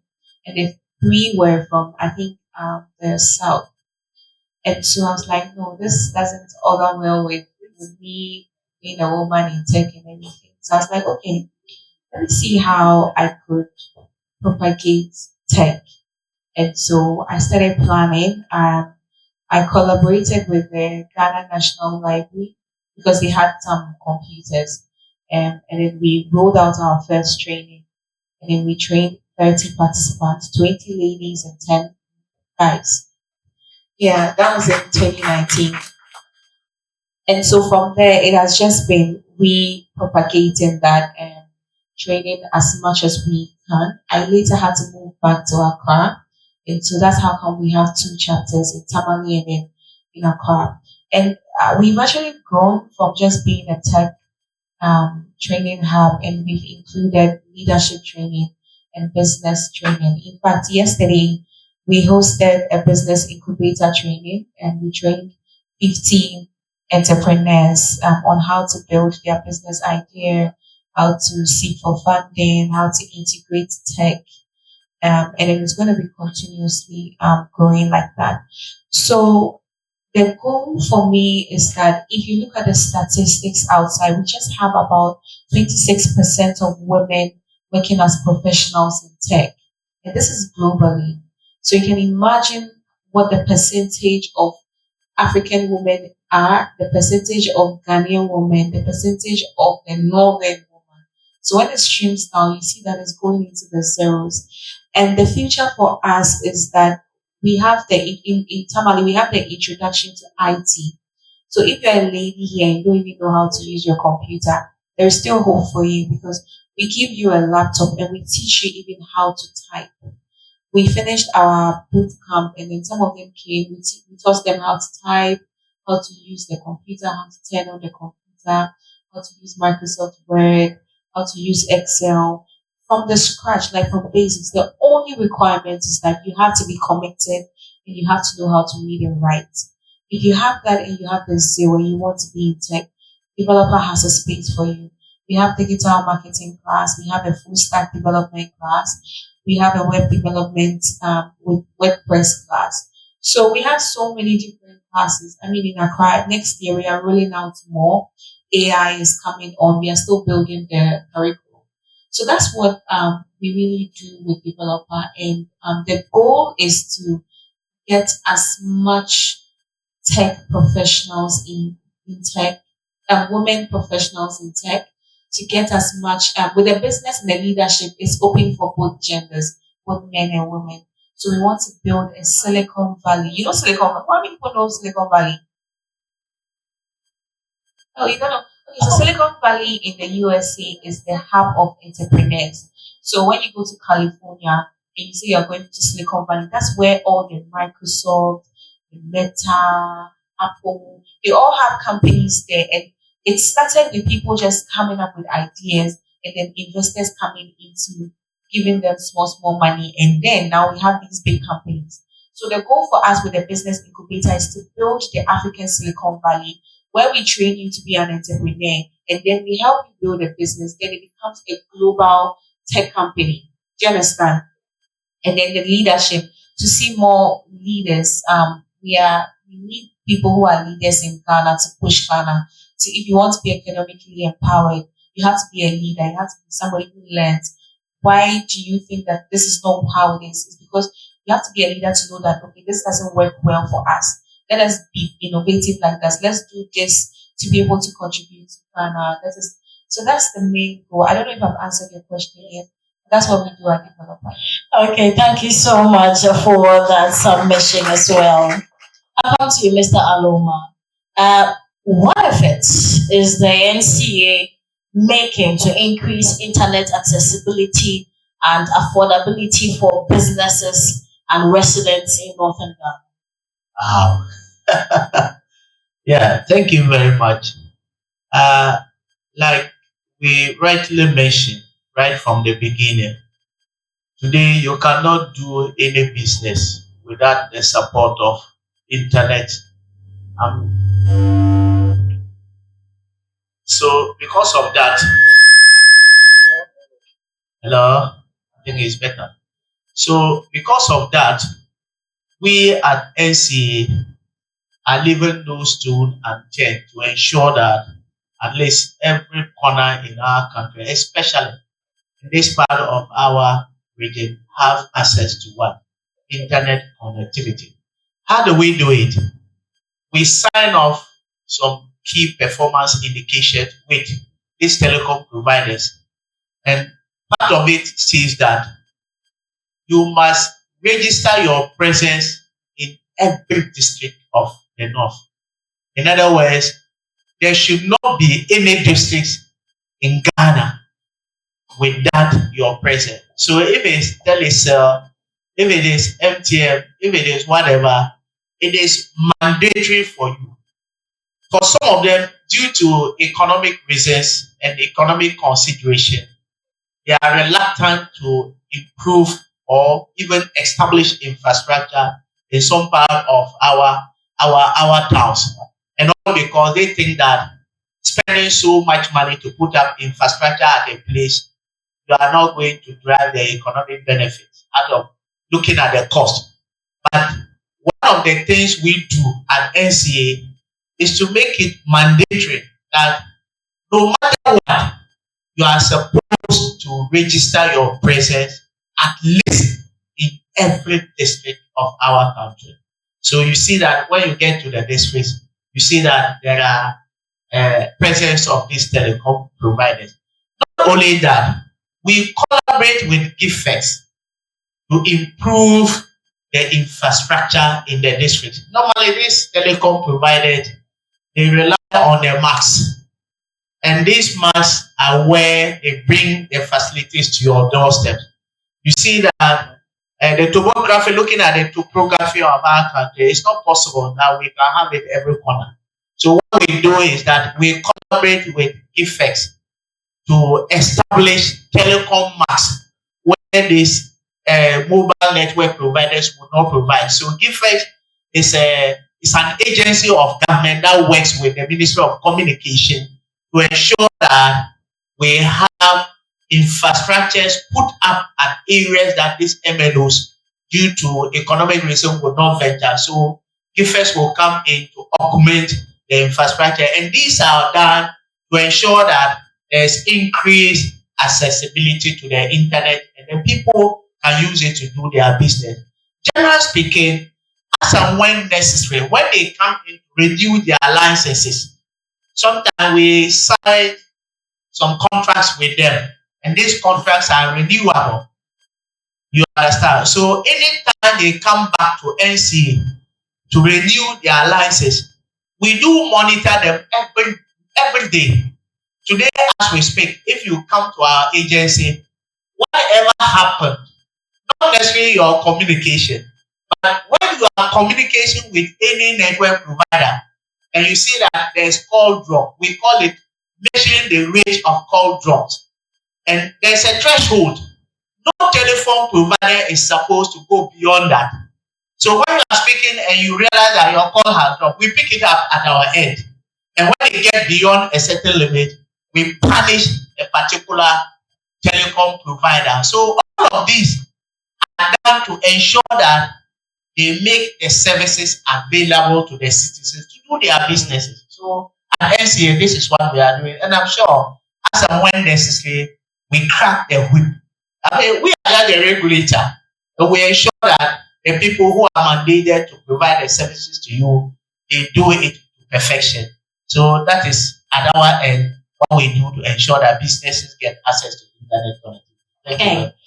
All right, thank you, Mr. Idris. You're there. I'll come to you, Mr. Eric. Insurance penetration remains low in many parts of my life, though to raise awareness about the importance of insurance, particularly in Northern Ghana. Thank you. So, my life, our strategy is to make sure that every regional capital within Northern Ghana, we have an office there.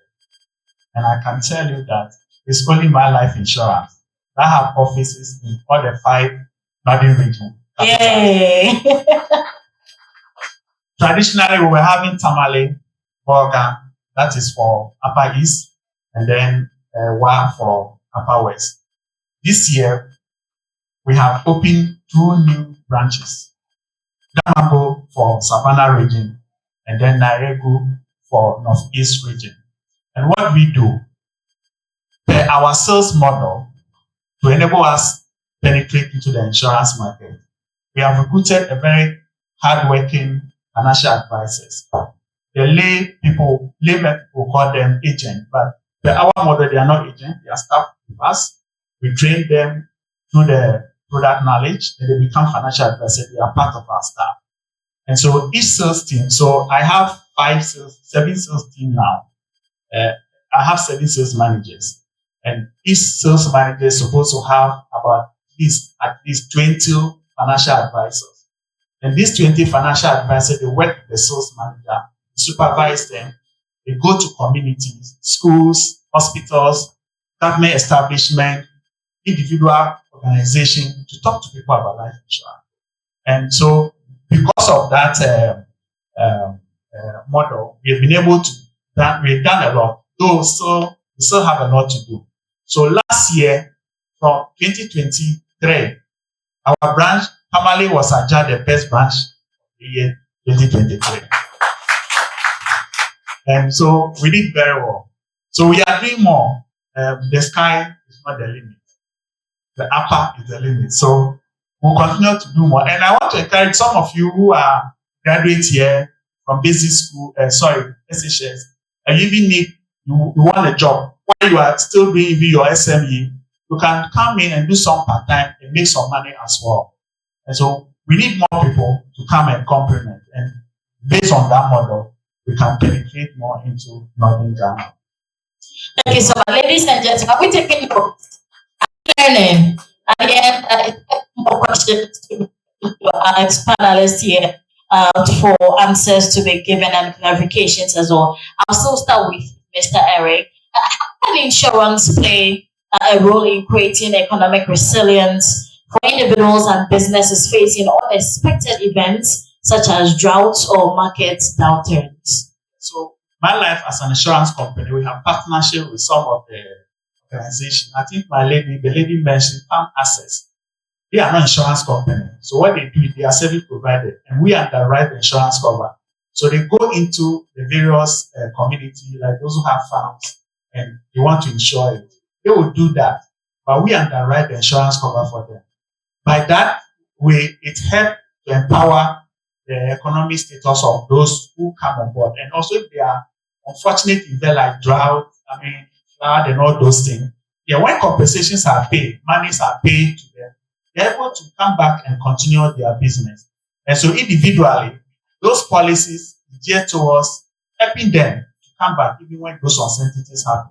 So we as insurance company, what we do is that we look at the risk. We are focused on risk. What can happen? That's where our mind is. So when it's happening, what do we do? We come in. So those policies come to help those uncertainties whenever they happen. And so I want to encourage all of you. I think she mentioned there are about 3 of them, Farm Access and another one. Some are also with other insurance company where we help them to be able to get those facilities to clients within the Northern Ghana and even Southern as well. Yeah. And also, are there insurance products tailored specifically for farmers, traders, or small business owners in Northern Ghana, given their unique needs and challenges? Yes, so as I've indicated earlier on, it's not only the farm insurance that we have a micro insurance. Currently, we have a product with MTN on My Way. We're done with Telecells. We call it My Future Plan. So all those on Telecells and My Way, they can buy an insurance policy. That's another way of reaching out the masses and creating wealth and reducing poverty. Then we are currently preparing another one. It will be launched very soon with Airtel Tigo. I don't know whether they've also changed their name or the same Airtel. Airtel, they are very good. So another 80 years, another product will also be launched there, and those within the network. And the products are very simple. They are not complex. We have the complex one for the corporate institution, but individually, those who are in the informal sector, the products are tailor-made. Simple product that can put back when you lose your business or when you need money and you can access it. So they are all, and so most of the time when an agent comes to you, make sure it's part of effort through our agency and government is to mobilize young girls at this educational institution. So we have come out with so many programs that are geared towards improving the IT skills of generally young girls in schools. It is called names Girls in ICT. So what we normally do is to have a boot camp, sort of, where we select these students from various educational institutions and we put them to some training. They are host for some number of weeks where these people are trained with digital skills. At the end of the day, we don't just leave it at that level.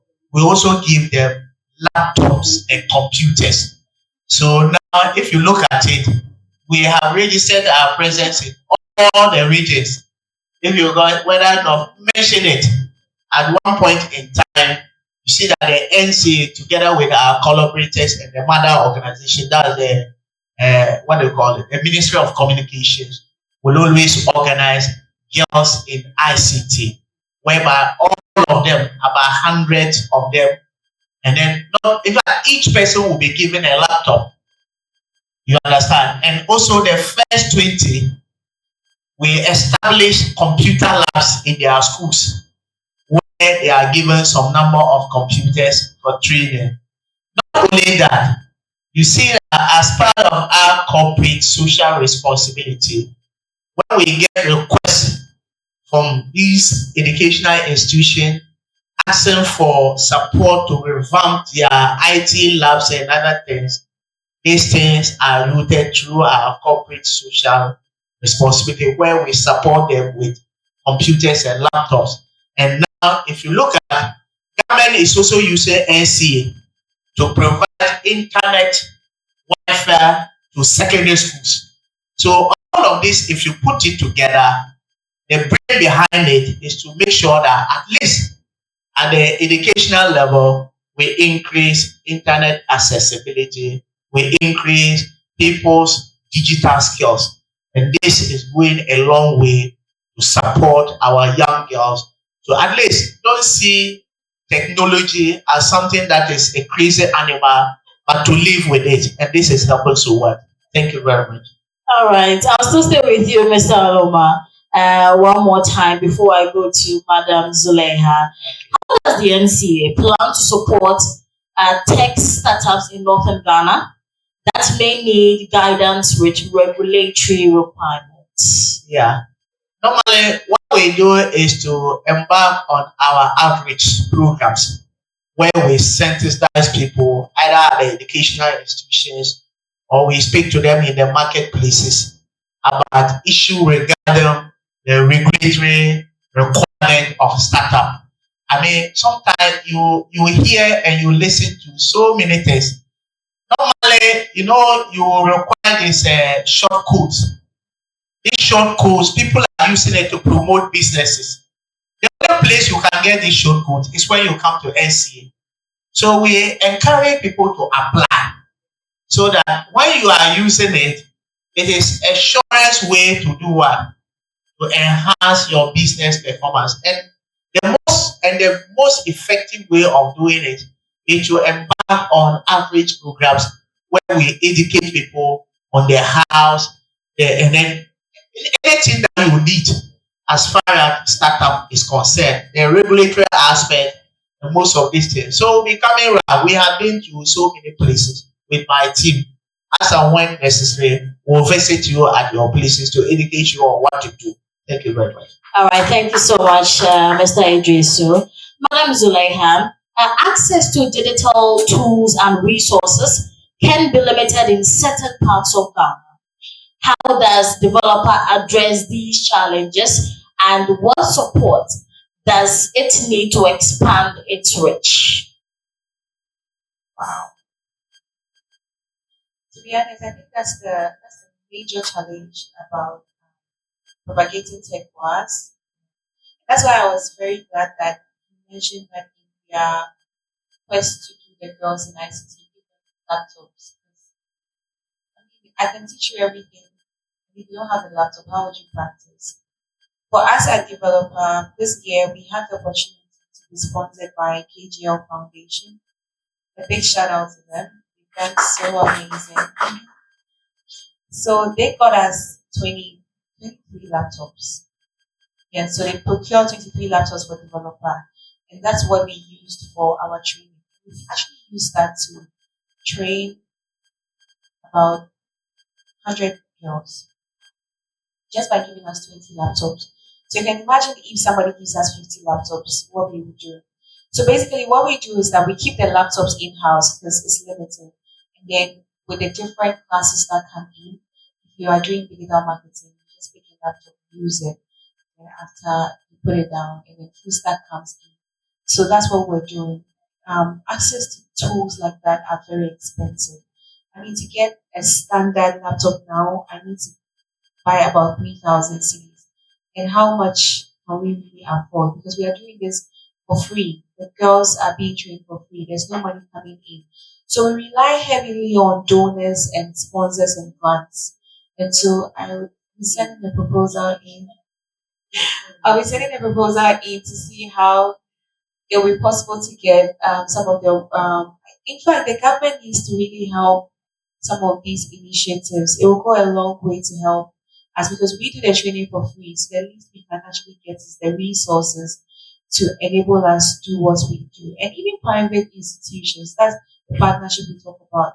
If you could get organizations that sell laptops, at least part of their CSR, maybe they are donating some 5 laptops to developer. I'm telling you, that 5 laptops, we can actually use it to train about 100 people if we set our mind to it. So digital tools are very expensive. That's the major challenge. Even access to data. Wi-Fi is also very expensive. And when we are training people, we are leveraging hugely on accessing the internet and everything. And so that is also a challenge. And we noticed that in this part of the country, internet is very slow. It's very bad. So sometimes we want to do online. Some of my divas are here. Hi, Ajara. So sometimes we want to do online because some of the resource personnel, not everybody is in Tamale. So we want to get resource personnel from Accra to join the Tamale classes to teach them. And we can't even connect to Zoom because internet is a problem. Aside the fact that it's expensive, even the rich is bad. And so those are some of the things that we need to actually work on to help do a smooth and digital skills advocacy. All right, one more.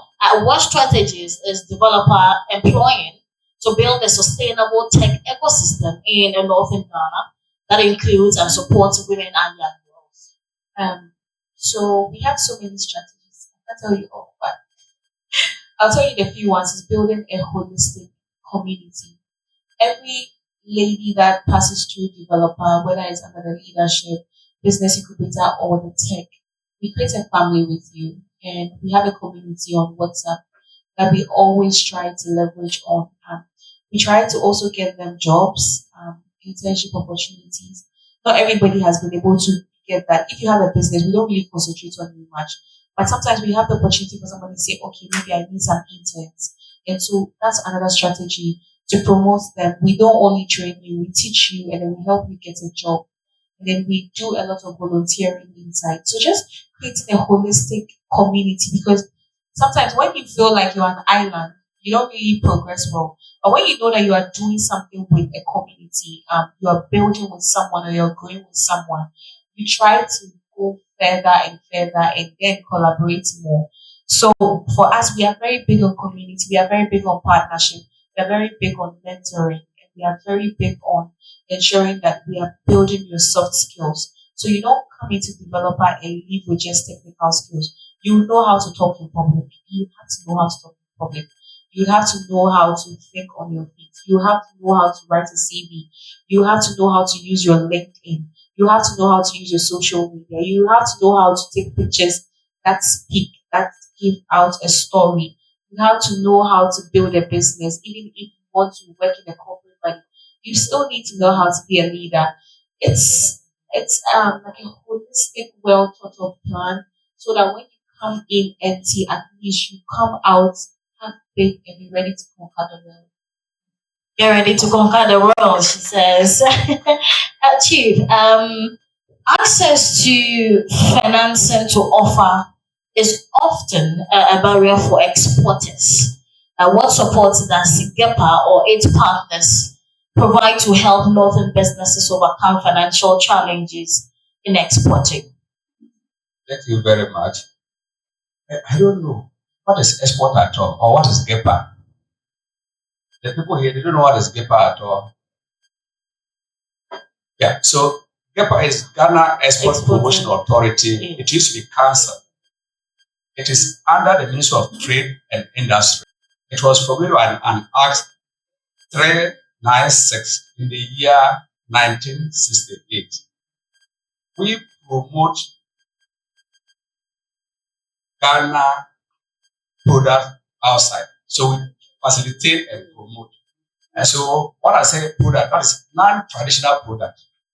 The non-traditional product, I normally say the product that don't matter. Yes. So cocoa, timber, gold, and those things, they are just that matters. They are those people I'm talking of. But in any case, if you add value to cocoa, it becomes a cocoa product. So it's non-traditional export. If you add value to gold, this galamsey things all over there. It's not galamsey. I don't know what people are saying. It's galamsey. Are they talking about soya beans, rice, maize? They don't matter. That's what I say. They don't matter. But they are non-traditional. So if you add value to gold, it becomes a necklace, which is non-traditional product. Timber or log is traditional product. So if you add value to it, it's chair and those become non-traditional product. So we help promote, facilitate the export of those products outside the country. That is about export. So we have non-traditional export and traditional export. Just like I've mentioned traditional export. Any other product falls under the non-traditional export. Fine. So your question? My question is, how does GEPA support its partners to help northern business overcome financial challenges in exporting? First of all, we have a bank. It's a bank now. Ghana Exim Bank. Eximbank used to be the first name. It could not metamorphose.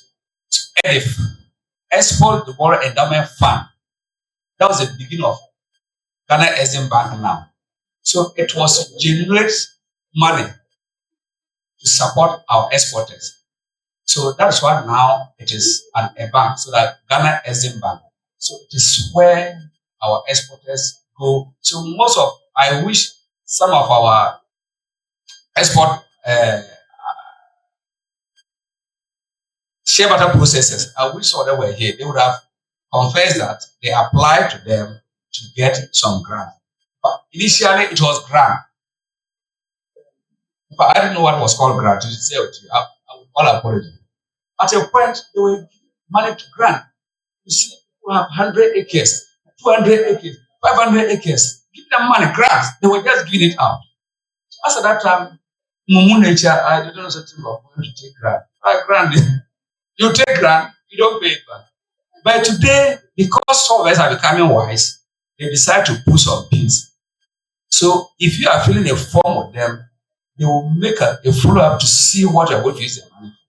If you're not going to use it wisely and you take it was those a grant, you wouldn't get money from it. Apart from that, we also work with commercial bank.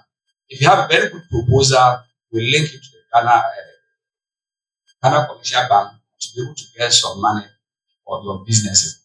Apart from that, the advice we also give you, export readiness does not necessarily mean you should have much money, or you should go and pick money from, or you should go and pick loan. You start your business. You know, if any other family member can support you, you pick money from that family member. It's not a loan. At the end of it all, you pay it back. And so it is as easy as it. But once we sit and we think of getting money from the banks, taking huge sum of paying sums of interest, at the end of it all, you come up standstill. You don't make much profit. So apart from Eximbank and commercial bank, I also advise that go to some other family friends. These are some of the support we can also give to our people to be able to do the business. Okay, and lastly as well, how can local businesses ensure their practices are environmentally sustainable? And does GEPA have any initiatives to promote sustainable production among exports in Northern Ghana? Thank you very much. Initially, I mentioned some other institutions like Food and Drugs Authority, Ghana Standard Board or Authority, PPRSD, and some other NGOs that support all this. Apart from that, we as Ghana Export Promotion Authority also can a little we also have to educate them. Initially, if you wanted an export certificate for charcoal, we have to go and inspect your plantation. So where do you get the raw material? It's not wood. So are you going to deplete the existing forest? We will not agree. So go and look at your plantation. How many acres of plantation do you have? Then we can give you a certificate to be able to do charcoal export. So we have a lot of things we put in place in the audit. It's just of late, people have a way of doing things so that while you are resisting, they go behind and they get their certificates. Otherwise, we don't allow this to go. Thank you so much, Chief, for that submission as well. I'll come to you, Madam Zulaiha. What advice would you give to young girls who are interested in pursuing careers in tech but might be discouraged by societal or economic barriers? Joint developer. I mean, that's the simplest advice I could give. You get all the motivation there. The only disadvantage I think that you might face is if one, you're lazy, and two, you don't have a goal. You can't do it because tech as it is, it gets hard. Even sometimes I have to close my laptop because I'm like, okay, I can't do this.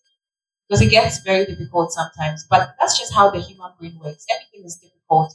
Even before you become a medical doctor, before you become a PhD holder, before you started being articulate and how you are today, I'm sure it took a lot of time and a lot of practice. And that's how tech is. So if I have to give an advice to you as a woman, as a girl who has been through this, is that even though I went to school to do computing with accounting, I had to learn tech on my own from scratch again. And so imagine you that doesn't even have that maybe certificate. You should know the work you're going to put in. The second thing is the economic barrier. I would really be biased and unfair to you if I come and tell you that it's easy. Because for me, one of the reasons why I thrive so much in tech is because I had the opportunity to have a dad who was in tech. And I don't know, the older folks will know him, Kashuba. They had the first communication center in North here. My dad was the one who was running it. So I had the opportunity to be exposed to tech, and then I built a career from it. So it'll be different from you.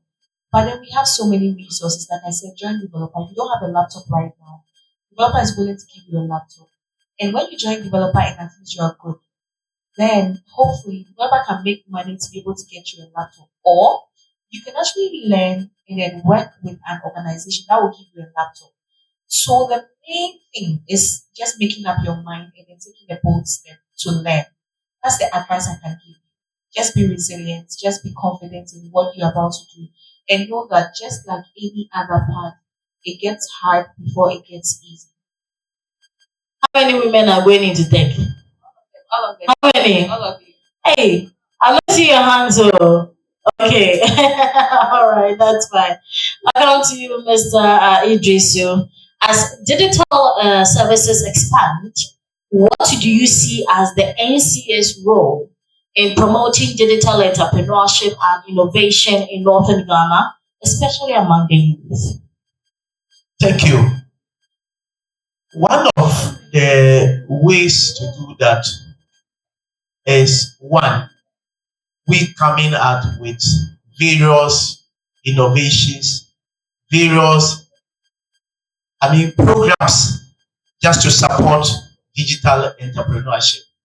I know it's a policy that will be announced shortly, but you see that we have gradually moved from 2G, 3G, we are now at 4G. Very soon, you will see the launch of 5G. And I'm sure what is all this about is to improve our internet connectivity. Not only that, there's an outfit in our office which has to do with cyber security. As you navigate your way through the internet, you see that there are people who are also making it difficult for you to do your work. You get a whole lot of attacks. People who are fraudsters, people who will swindle you and do a lot of things. Our outfit has actually set up a cyber security unit. And this rule is to ensure that there's safety in whatever you are doing. And this is geared towards supporting an incident-free digital transformation. So by and large, apart from all of this, we strengthen our regulatory framework to make sure that at least the telecom providers, they stay within the rules so that they do not go beyond what we ask them to do. I'm sure when you put all this together, it will support digital entrepreneurship, and the security is out there for the youth to take advantage. Thank you very much. Thank you to Mr. Idrisu for your submission. Mr. Eric, how many people in Northern Ghana may not have access to formal savings and retirement plans? How can life insurance products help encourage a culture of saving and financial security? Thank you for the question. So as I indicated earlier on, I think I covered a part of this question already. So that's the reason why we have realized there are a lot of clients who are in the informal sector, market women who are doing their small tabletop business. They don't have account with corporate bank. The traditional bank. How do they pay premium? That's why we have deployed this micro insurance through Momo. Everyone has a phone in Ghana.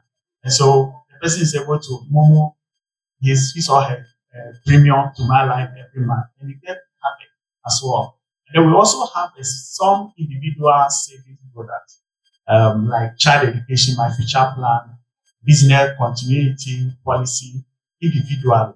So these are some of the policies that have been deployed to help people, not only those that are informal sector, but those in the informal sector doing their own business are also there.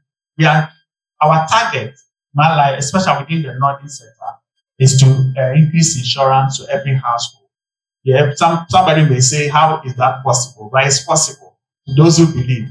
But we will get there, everyone will be able to have insurance policy. And if we do that, it will help the economy.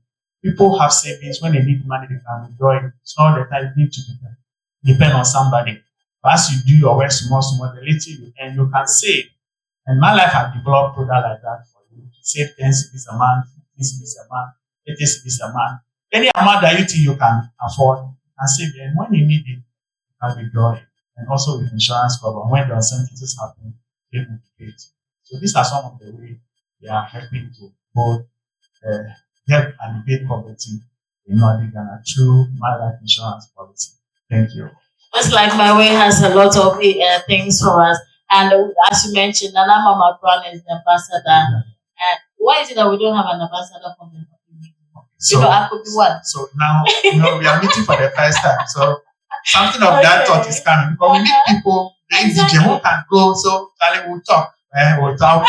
Okay. But one thing I love about the ambassadorial issue is because Nana Mama Brown says, send my way, and no way. Exactly. Ladies and gentlemen, let's give it up for our speakers here. Our panelists have done so. Please, just in a minute or two, I will be coming to you for your questions. And so, if you have them, either West Araba, or Rama. Okay, somebody will be here. Let's get them in line, or we take the microphone round for the questions as well. How many of you have questions? How many? Hey, this row, I'm not seeing you. Middle row with you. We are mixed in. Hey, okay, all right. So we'll be coming to you in a minute for questions as well. Meanwhile, let me ask this to all of you. Where do we see the economy of Northern Ghana in the next 10 years, and what should be the key milestones to reach this vision? Okay, so I have been in Northern Ghana for the past 4 years. I came here in 2020 during the lockdown. So that's almost 4 years now. And there are a lot of potential here. Like I said, when I came here, I've also started farming. And it's been helping. And so there are a lot of potential in this Northern Ghana, not only agriculture, other services, value chain in the agricultural sector that people can prioritize and then get to work on it. And if they get themselves involved in such activity, the economy of Northern Ghana will grow. And also with government intervention, government support, especially the farmers, so I think recently I was looking at two manifestos of the political party. I heard of a farming sector, one of the political parties was suggesting that when they come, there will be a farming sector in every district where farmers can get access to, product and stuff like that, in terms of irrigations and machineries and all those. Yeah, those things are very good. If it can be implemented and it's worked on, it will help people to do more of agri, and then the economy of Northern Ghana will grow as well. So I think I will leave it here. My other panelists, co-panelists also, maybe add something to it. Thank you very much. Yeah, that's your question. Yes, I think that this one I was going to speak directly to the young guys here. Look, take your destiny into your own hands. Nobody will ever make life better for you. You have to take it by yourself. And why? I'm saying it on account of the fact that sometimes, after spending so much on you to complete school, maybe your parents are paying your fees, then you complete, you try with national service, you are getting some allowances, and once you finish with national service, then you just throw your hands in despair and think that the whole world is against you. No. You need to rest study the environment. Look at the potentials around. Find where you can locate yourself. Network, broaden your horizon. Don't throw your hands in despair and think that the whole world is against you. No. Once an opportunity is lost, the other is open for you.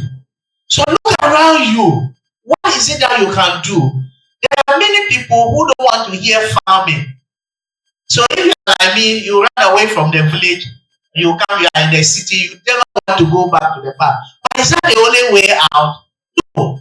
There are still so much you can do to make life better for yourself.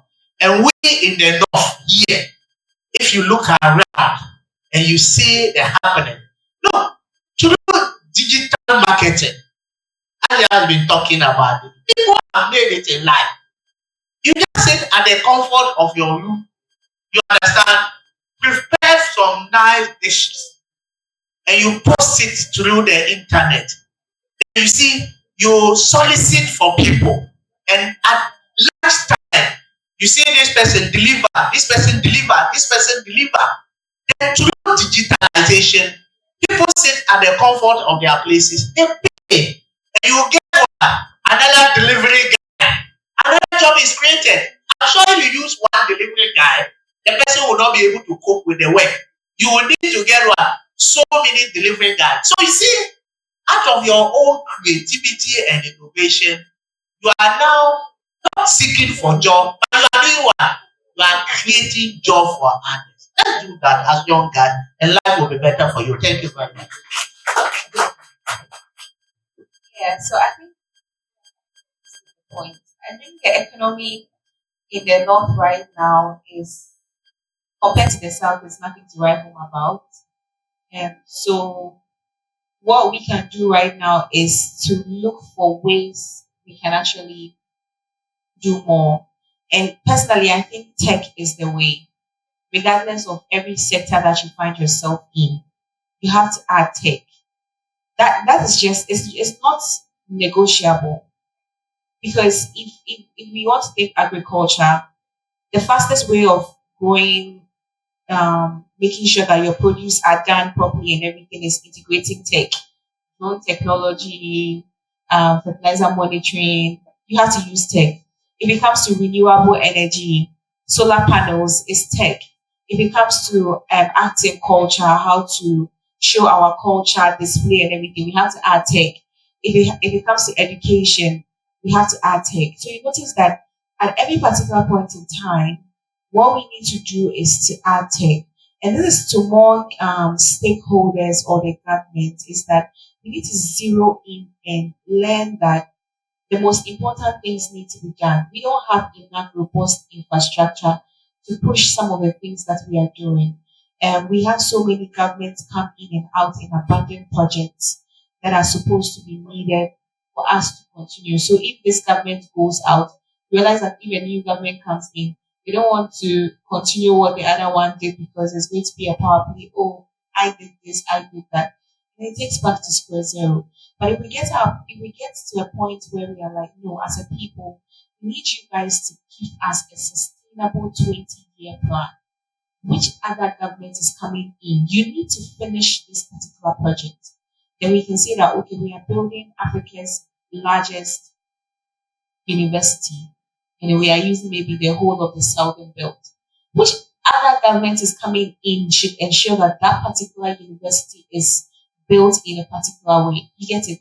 So in the north, our economy in the next 10 years is going to be defined and redefined by the type of youth, the type of education, the type of skill that we build in right now.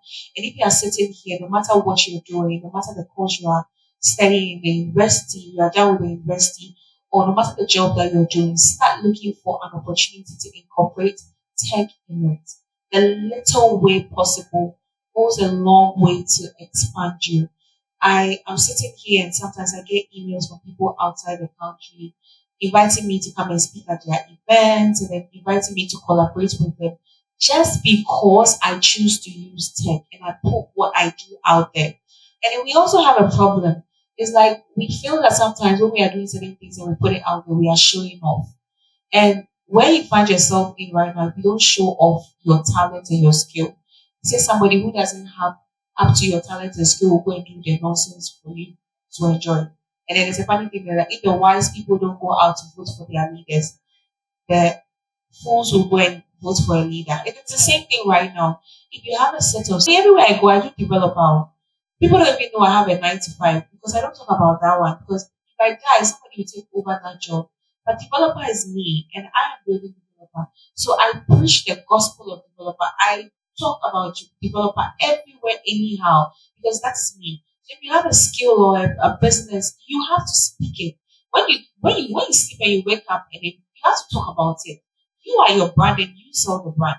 So the next 10 years, our economy in the northern part of this country is going to be defined by the talents that we've built, the people that we've nurtured, the partnerships that we've been able to collaborate with, and the innovation and creativity that we're able to come up with. That is it. Thank you so much. Chief, you have the last bite. Yeah, so thank you very much. In GIPA, we have what we call NED, National Export Development Program. And it is a 10-year program that by 2029 we expect a certain target. And so with this target, that's our projection. So going forward, we expect that almost every year we increase our export. So in any case, if we continue taking that every year we increase our target, but the next 2-3 years we expect that something good should happen. And so with this net, we are thinking that 2029 we should be able to have $25.3 billion US. So that's our projection. And apart from that, there are certain things that we are doing that will help us capture these figures.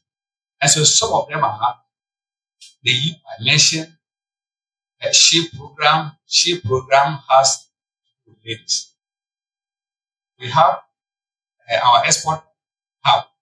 That hub, where you go there, we have Standard Authority, then Ras Authority, and GEPA. And so when you go, instead of leaving our office to go to Standard Authority, leaving our office to go to Food and Grass, they are all in the same office. You can ask the necessary question. If there's a need for you to be able to get your certificate, they do fill the necessary form for you. You don't go out there up and down to suffer. And coming back to the presentation you mentioned, so as time goes on, with our registration, you don't need to move up and down. Once you fill the form online, you fill it online, send the money to Momo, then within a day or so, your certificate is ready. And so as simple as it is. And so going forward, things become very easy. And we are moving forward. We are not going backward. Forward and backward. Thank you. Thank you so much, Chief. Please, a round of applause for our panelists here. If you have your questions as well, please, if you have a question, yes. So you can take my microphone. Well, I think I'll open the floor for questions. This one is to Mr. Aloma. The 5G that will be rolling out soon. That will be rolling out soon. Please, the perception out there, including mine, is that 4G is already tormenting us. Yes, it is fast, it is good. But then the consumption of data is not easy. So if we are struggling with, 4G, 5G, what are we going to do? When you buy 1 gig, the next hour it is done. Is that a perception or what will be done? Well, thank you very much. I want to assure you, all of these concerns and issues are taken on board. Normally, what we do is to improve based on the existing, what is existing, how you can improve it. You all agree with me. We are also addicted to the internet, and we cannot do without it. So, I mean, it's a revolution that catch up with all of us. So it's no more or less a Ghana matter. It is a matter for the world. And all of these concerns are put together to ensure that these issues we are talking about are addressed. You can be assured that as and when it is ruled out, your concerns will be addressed. I want to assure you of that. No, data will not finish. afternoon. My question goes to Madam Zulinka. If one wants to join the developer, how would you, what's the process involved? Mr. Idris, please, you made mention of selecting schools take part in the IT for girls. So I was like, if you are selecting schools, some schools will be interested to join, but you will not select the schools. And the individuals involved too. They will be interested, but they will not be selected to take part. So how? Okay, so to join developer is very simple. We are all over all social media platforms: Facebook, Twitter, Instagram, LinkedIn. Our website developer.com. So it's diveloper.com. So when you go there, every time we have a class, you can apply. We have volunteering. You can just join. So if you follow us on social media, every time we put up an application, a call for application, you apply, and then when you qualify, you get into the developer community. If you don't qualify, you can keep on trying because it's a little bit difficult to enter. Sometimes because of the type of questions we ask, we want to make sure that the people who are coming in are focused. They are really ready to do whatever they are going to do. So if you put out an application and we ask you a question and you answer anyhow, we will also choose you anyhow. Yeah, so at any particular point in time, you can just follow us on all social media platforms. You can take my number after and then share it. Thank you very much for your question. Yes, that's true. You agree with me that it's not possible to get laptops to everybody. See that it's not possible, no matter what. So what at our outfit, what we do is to reach out to the education authorities, the directors, the district directors, and the regional directors. They will handle it. So what we ask them is that we need about 100 students, girls, at a time. So they will now say that, well, we are going to split it to every district should give us this number. So we don't take part in the selections. The education people will do what? The selection. Fine. It is possible that a particular school may not be selected, or a particular individual may be interested and you will not be selected. That is why I mentioned those who come out as the top 20. What we do is that we set up computer lab in their schools. So it's an honor that you try to perform. So at least you will be among the top 20. So when you get there, what we do is that we come to your school and then establish what? The computer lab, give you some number of computers so that the rest of the schools will benefit. There are schools which may not get this opportunity. That's why I'm saying that we have what we call our corporate social responsibility. So when an application comes, we assess it, look at the issues around and see how best. You will agree that practically it's not possible to honor all the application that will come. So the team will also assess it, look at the necessary things to that, and then your school will be, will also be given an opportunities, and you will have what? Computers.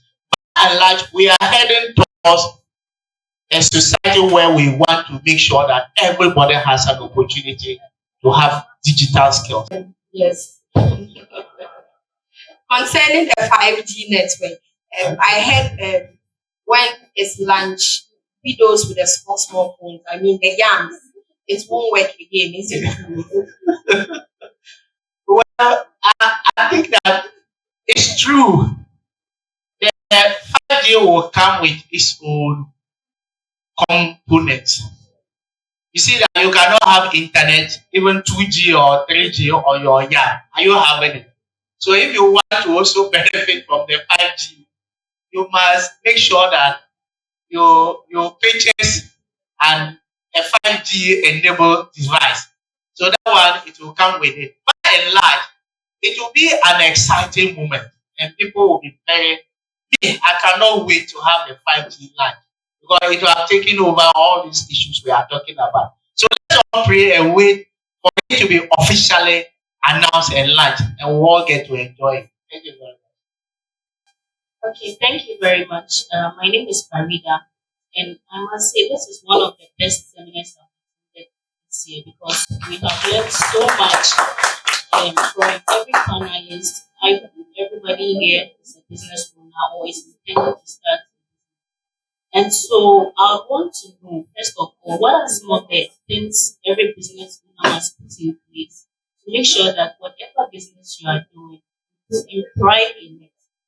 And secondly, this is just a suggestion I want to give to everybody. I live in Accra, but then I'm from Tamale. I run an online business. And this was an opportunity I got just by connecting with someone because I work at the bank. I want everybody here to take out something from today's seminar. The way you relate with your customers plays a very important role in the success of your business, especially in Tamale. Sometimes you go to purchase something and the kind of relation the person has with you wouldn't even make you want to come back. Yes, so that's one thing everybody should understand because if you want your business to thrive, the way you treat people would suggest whether your business will do well or not. Thank you very much. I don't want to go so technical, but before you start a business, it depends on the type of business you want to do. So let me go a little bit legal. So if you want to start something like a solo business, those are sole proprietorship. So what you mostly would need for such a business is maybe your small capital, the product you want to sell, and then you can just start up maybe do your online stores and everything.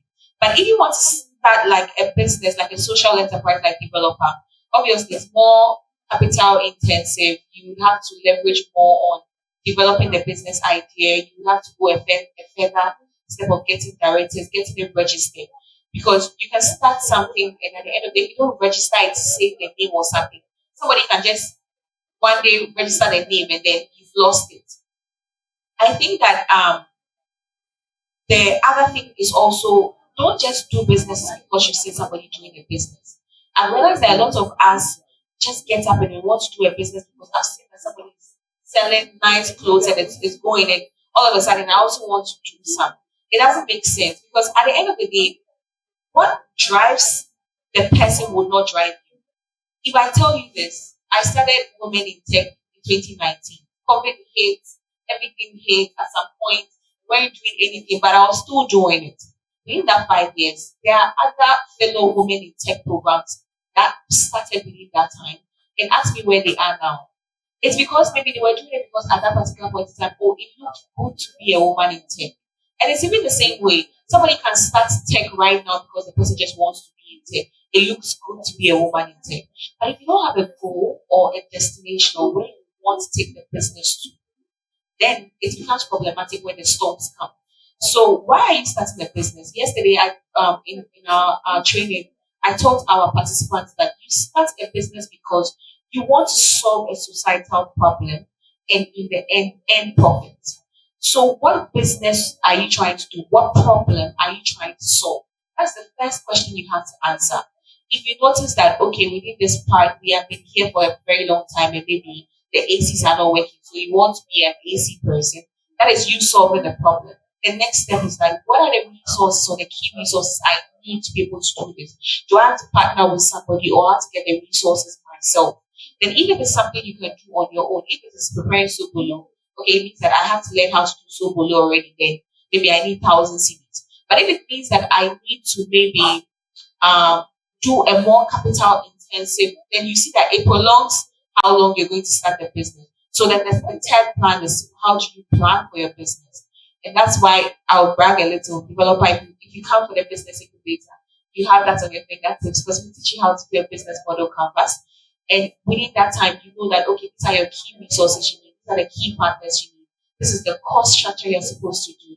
This is where you can find money. Okay, how do I leverage on this type of channel to get more investors? How do I leverage on this channel to get more customers? Okay, how do I get free bonus staff? How do I get credit people? You see, it's like a plethora of so many things. But the first step is what solution am I bringing to my customers, and what problem do I have to solve? Does that answer your question? Well, just to add something small, you start from primary to secondary. And by doing that research, you have a lot of people. Perhaps if people are doing this that is not helping, what would I be able to do better so that I will take what people do from what I'm doing? Answer part of that question. And so it's very important to stick with passion. Thank you. Okay, thank you so much. My question would have been targeted to Mr. Idris, however, he just left. And so it's a general one. So I happened to coordinate a project in one of the regions. So we took a trip to a regional capital, and we drove just like 10 minutes away from the regional capital to wherever we were hosting the event.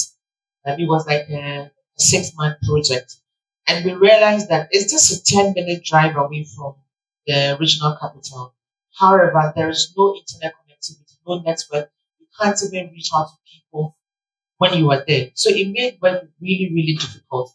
So I derived that innovation usually benefits those with access to education, the capital, and the networks. So I want to ask, how can we ensure that innovation in the north is inclusive? How does it benefit those in the marginalized communities and not just be those around the cities and all of that? Thank you.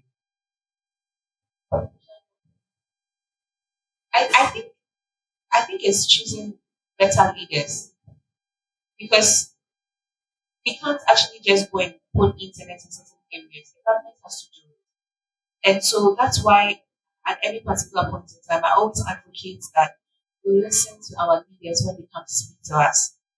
These areas obviously have members of parliament. What are they doing? Do they visit their constituencies? Are they there? Do they work? When they go to parliament sittings, do they lobby for their regions? Do they speak to some of the key stakeholders? Because some of these members of parliament are actually CEOs of some of these organizations. So it's for us to actually start challenging the status quo. We in the north are not angry enough, and we are not demanding for a lot of things enough, because maybe some of us are actually enjoying being in the south. Because if I am a Dagomba, and I have been born and bred in Tamale, and the only time I came to Tamale was to do my UDS and then my national service. If I didn't think about doing developer in Tamale, I would have done it in Accra, and I would have been fine, enjoying all the basic amenities and everything, enjoying my life there. But I came here and I started it. So if you are here and we are here, and then we are echoing and we are choosing leaders that really have us at their core of their hearts, and they are progressive enough. You have a member of parliament who doesn't stay in the constituency, only comes there when it's time for campaign, but we will still support the person. We are doing ourselves great disservices. So it's for us to choose leaders that really, really want the best for their community and their people. How do we do that? Let's open our ears, let's go to school, let's understand some of the policies that are coming to tell us. Let's build capacity in ourselves so that when they come with 50, 60, 100 speeds, we will not be swayed away by that, but we will have more, so that when they are coming and they are talking to us, we'll be like, okay, like, I get what you're saying, but we need to improve this place. What is the next MP going to do here? Have you had conversation about the capacity the person is going to build? Even though in the constitution it says that the members of parliament are supposed to just list laws and then come up with laws for the country. Those laws actually include making sure that we have internet access in some of these rural areas, in some of these communities. So we need to choose leaders that actually have us. I'm really passionate. I'm really passionate about it, because I feel like we have so much resources and so much to do, and our leaders are not really helping us in that capacity. So we need to start being leaders in our own capacity and start acting and challenging the status quo. You said you are going to do this. Why haven't you done that? In Ghana, 60-something years, why don't we have internet in some of these rural areas? Why do we have schools that don't have computers? Why do we have students sitting on the floor and they don't have benches in schools? These are questions we need to ask. These are fights we need to fight. as the youth, because in the next 10 years, we are going to be the leaders. If you don't become a leader right now, when again? So choose leaders that really have us as heart, and we need to ask them questions. So as you leave here, please ask who is a member of parliament. We are not going to the house to go and collect for money for our children's school fees, or we have a naming ceremony. We are going to ask, please, Jack, when next are we getting internet in this area? Because I can't do remote work here. We are losing so much. All right, thank you very much. I think she has exhausted everything. And it's not just about internet, somebody mentioned. All right, thank you very much. My name is Jaminja. I'm into aggregation and farming as well. My question goes to Mr. Eric. In your earlier submission this morning, you made us to understand that insurance will go a long run in releasing financial stress from SMEs. So I just want to know, as an SME, which you also stated 80% of the Ghanaian businesses are found within the SMEs. So I was expecting you to give us a breakdown of your insurance packages for SMEs to know the kind of insurance they are going in for. Me as an SMEs, I probably may have the interest of taking an insurance for maybe my 2-acre farms. But then I have to know as to whether the insurance I'm going in for, I will have the access to maybe a withdrawal of whatever the insurance is about. Because insurance, as I know to the best of my knowledge, when you commit yourself into it for some duration, you can't have access to your money unless, of course, it is due. So I just want to know how the packages are and how maybe I can have the one that best suits me. Thank you. Thank you very much for your question. So, like I indicated earlier on, the insurance policy comes in many forms. So for the SME, we have business interruption policy where you insure your shop or your businesses. And if there's an event of, let's say, fire, theft, or flood, insurance company will pay you a compensation. So, okay, let me give you a typical example. You have a shop and all the goods there, the assets there is, let's say, 200,000 Ghana cedis. And then you want to insure it comprehensively. They will come in and assess. Okay, and they will tell you, okay, this is your total asset, 200,000 Ghana cedis. You will pay a premium of, let's say, 1,000 Ghana cedis a year. And then they will break it down for you for 12 months. So 1,000 Ghana cedis divided by 12 months will be your monthly contribution. So in the case where those events occur, they will reimburse you 200,000 Ghana cedis because that is the total worth of your assets. Okay, so that's another example. Then we have some that you can do savings while you are having the risk component as well. And when you need money, you have access to it. But insurance products are products that target medium to long term. It's not like a banking product where you put your savings anytime you can go for it. We have a traditional insurance product that you can do. It's after 1 year before you can have access, like the savings component of the insurance. But for the risk, the moment you sign onto the plan, we have something we call a waiting period of 6 months. So 6 months, the moment you cross 6 months, your insurance cover takes effect, irrespective of how much you have paid. If, let's say, your shop is worth 200,000 Ghana cedis, and you pay, let's say, your premium a month is 100 Ghana cedis. After 6 months, you pay, let's say, 600 Ghana cedis.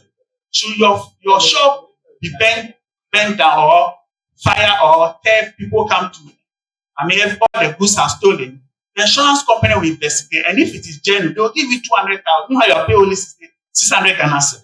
You understand it? So that's how it works. There are various kinds. So what we always advise in a platform like this is that we engage you to visit any insurance offices across the branch of Ghana or within the Tamale here. My life is there. We have other competitors. They will educate you.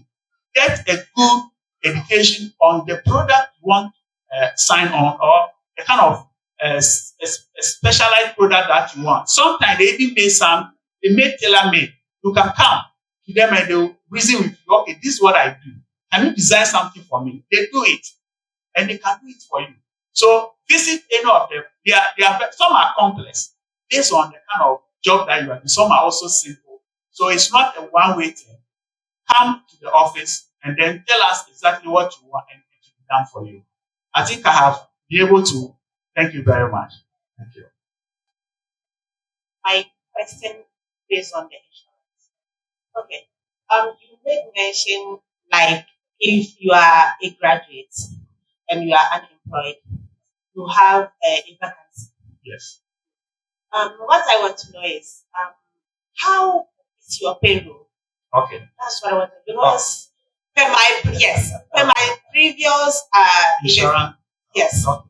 I got to know that if you are not able to register anybody in the month, you will not pay. Okay.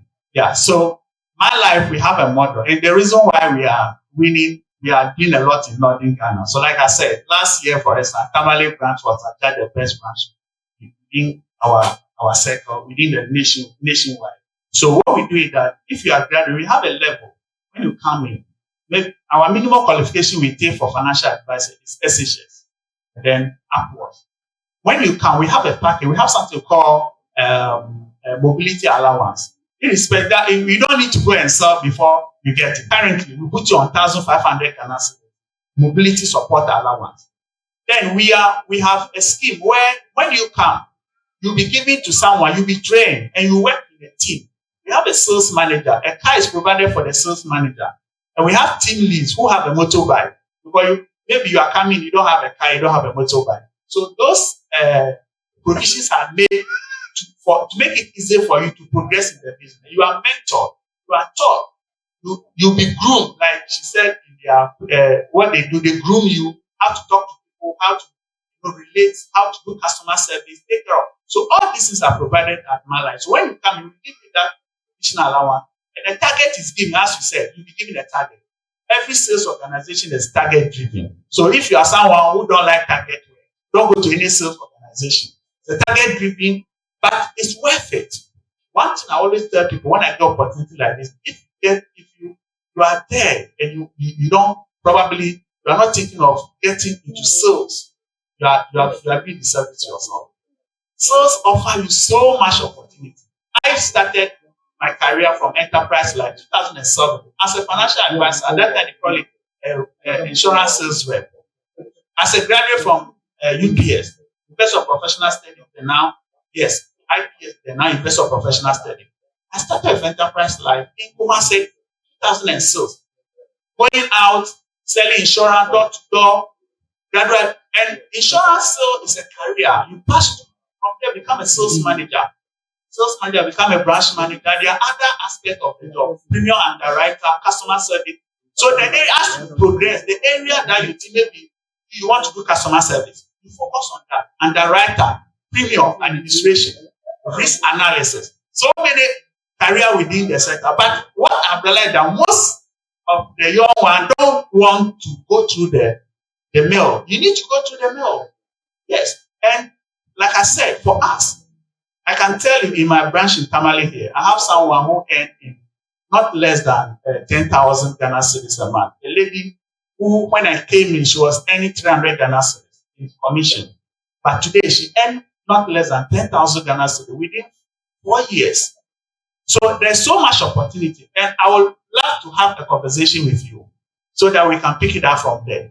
But I have a very good model. When you come in, you can progress as much as you want to do. We'll give you that leverage for you to do it. Thank you very much. Good afternoon. My question goes to Madam Zuleha, developer. You talked about leaders of our nation, and you talked about them taking us at the core of their heart. So, as a passionate student leader, I've come to the discovery that financial literacy is important for young people like us, and there's a need for connecting or linking financial literacy with digitalization. And I want to ask, is it possible, like extending developer to the university level? Yes. So developer is everywhere. We even have clubs in schools, but it's in Accra. So we have JSS clubs. So we call it the DIVA clubs. We have SHS clubs. We have in university. But it's because up north here, it's not really structured. So it's like we just put it out there for everyone. But we're having conversations. We would have the clubs in schools, in UDS, tattoo, and all that. So yes, developer investments. I find the linking of financial literacy to digitalization as a nice policy for my department or students of my school. So I don't know how I can connect with you and invite you on anyway. Yes, we'll be glad to partner with you. So Okay, let's thank talk you. after. Sure. Okay, so thank you for the opportunity. So, in this evolving world where digitalization and technology is at the peak of every activity, and digital marketing is something that is so prioritized, what are the other effects of digital marketing? The side effects? The negative side effects. Yes, the negative side. The negative about bringing money inside my pocket. To be very honest, the only thing I would say is maybe it's time consuming, but time is money. So what's the negative aspect? I mean, if you're a kid who has school, I would say maybe it wouldn't make you concentrate on your school. But if you're in school and you're doing digital marketing, you're getting money. The reason why you're in school is because you want to compete and make money. So if you're making the money, so there's Yeah, no that's other- why I understand because I'm in senior high school. You're in senior high school? Yes. Okay. Currently the first female senior prefect of Ghana Senior High School. Women in leadership. Okay. Yes, so I was thinking of venturing into digital marketing. And I've always wondered what it would do with my academics and leadership and the whole. Oh, so it's just about your discipline, to be very honest. Even you could even being a leader could actually affect your education negatively.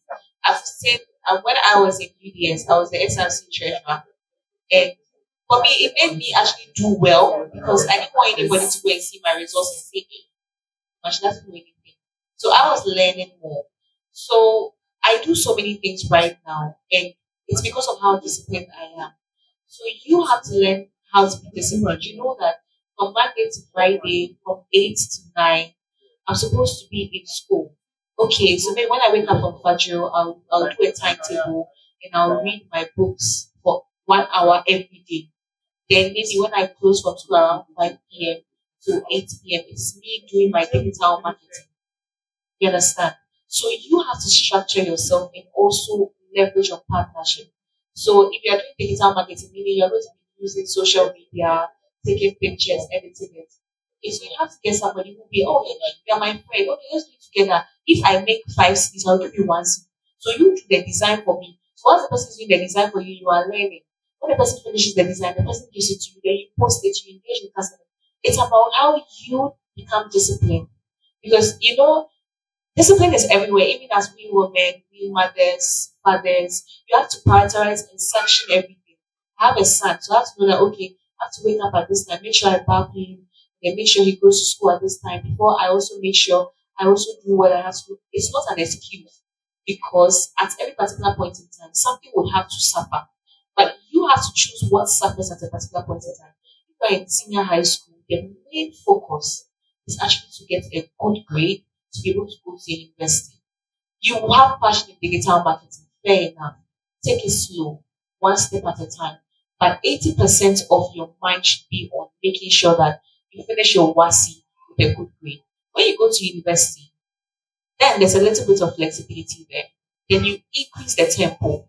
So at every particular point in time, you have to weigh it. Okay, what am I willing to lose at this particular point in time? What am I willing to let go of? It's a personal decision. Nobody can make it for you. So there's no side effect of digital marketing, but there's a side effect to what you are doing. You have to choose where you want to find your balance. I don't know if I've answered your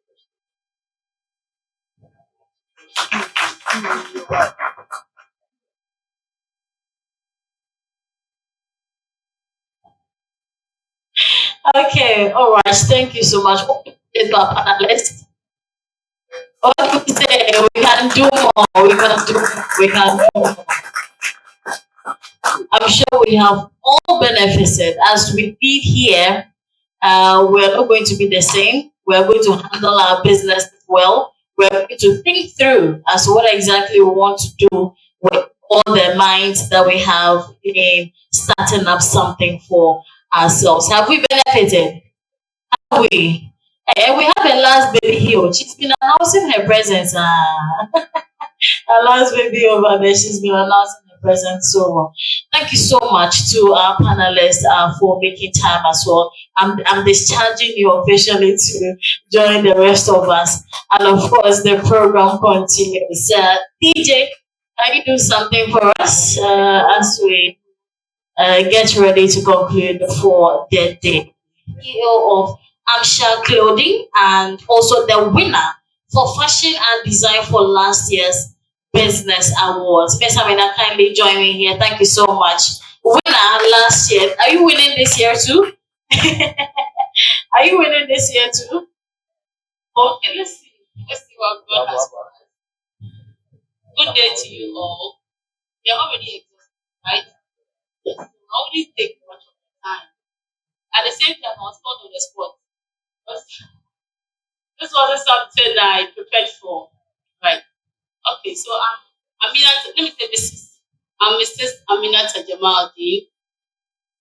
Listening to all the questions over here, let me begin with I was the winner for Fashion and Lifestyle Clothing Business Awards, which is coming up this weekend again, Saturday. Last year it was beautiful, it was marvel, we enjoyed ourselves, and we took home some, should I say, a plaque with us with a citation. Yes.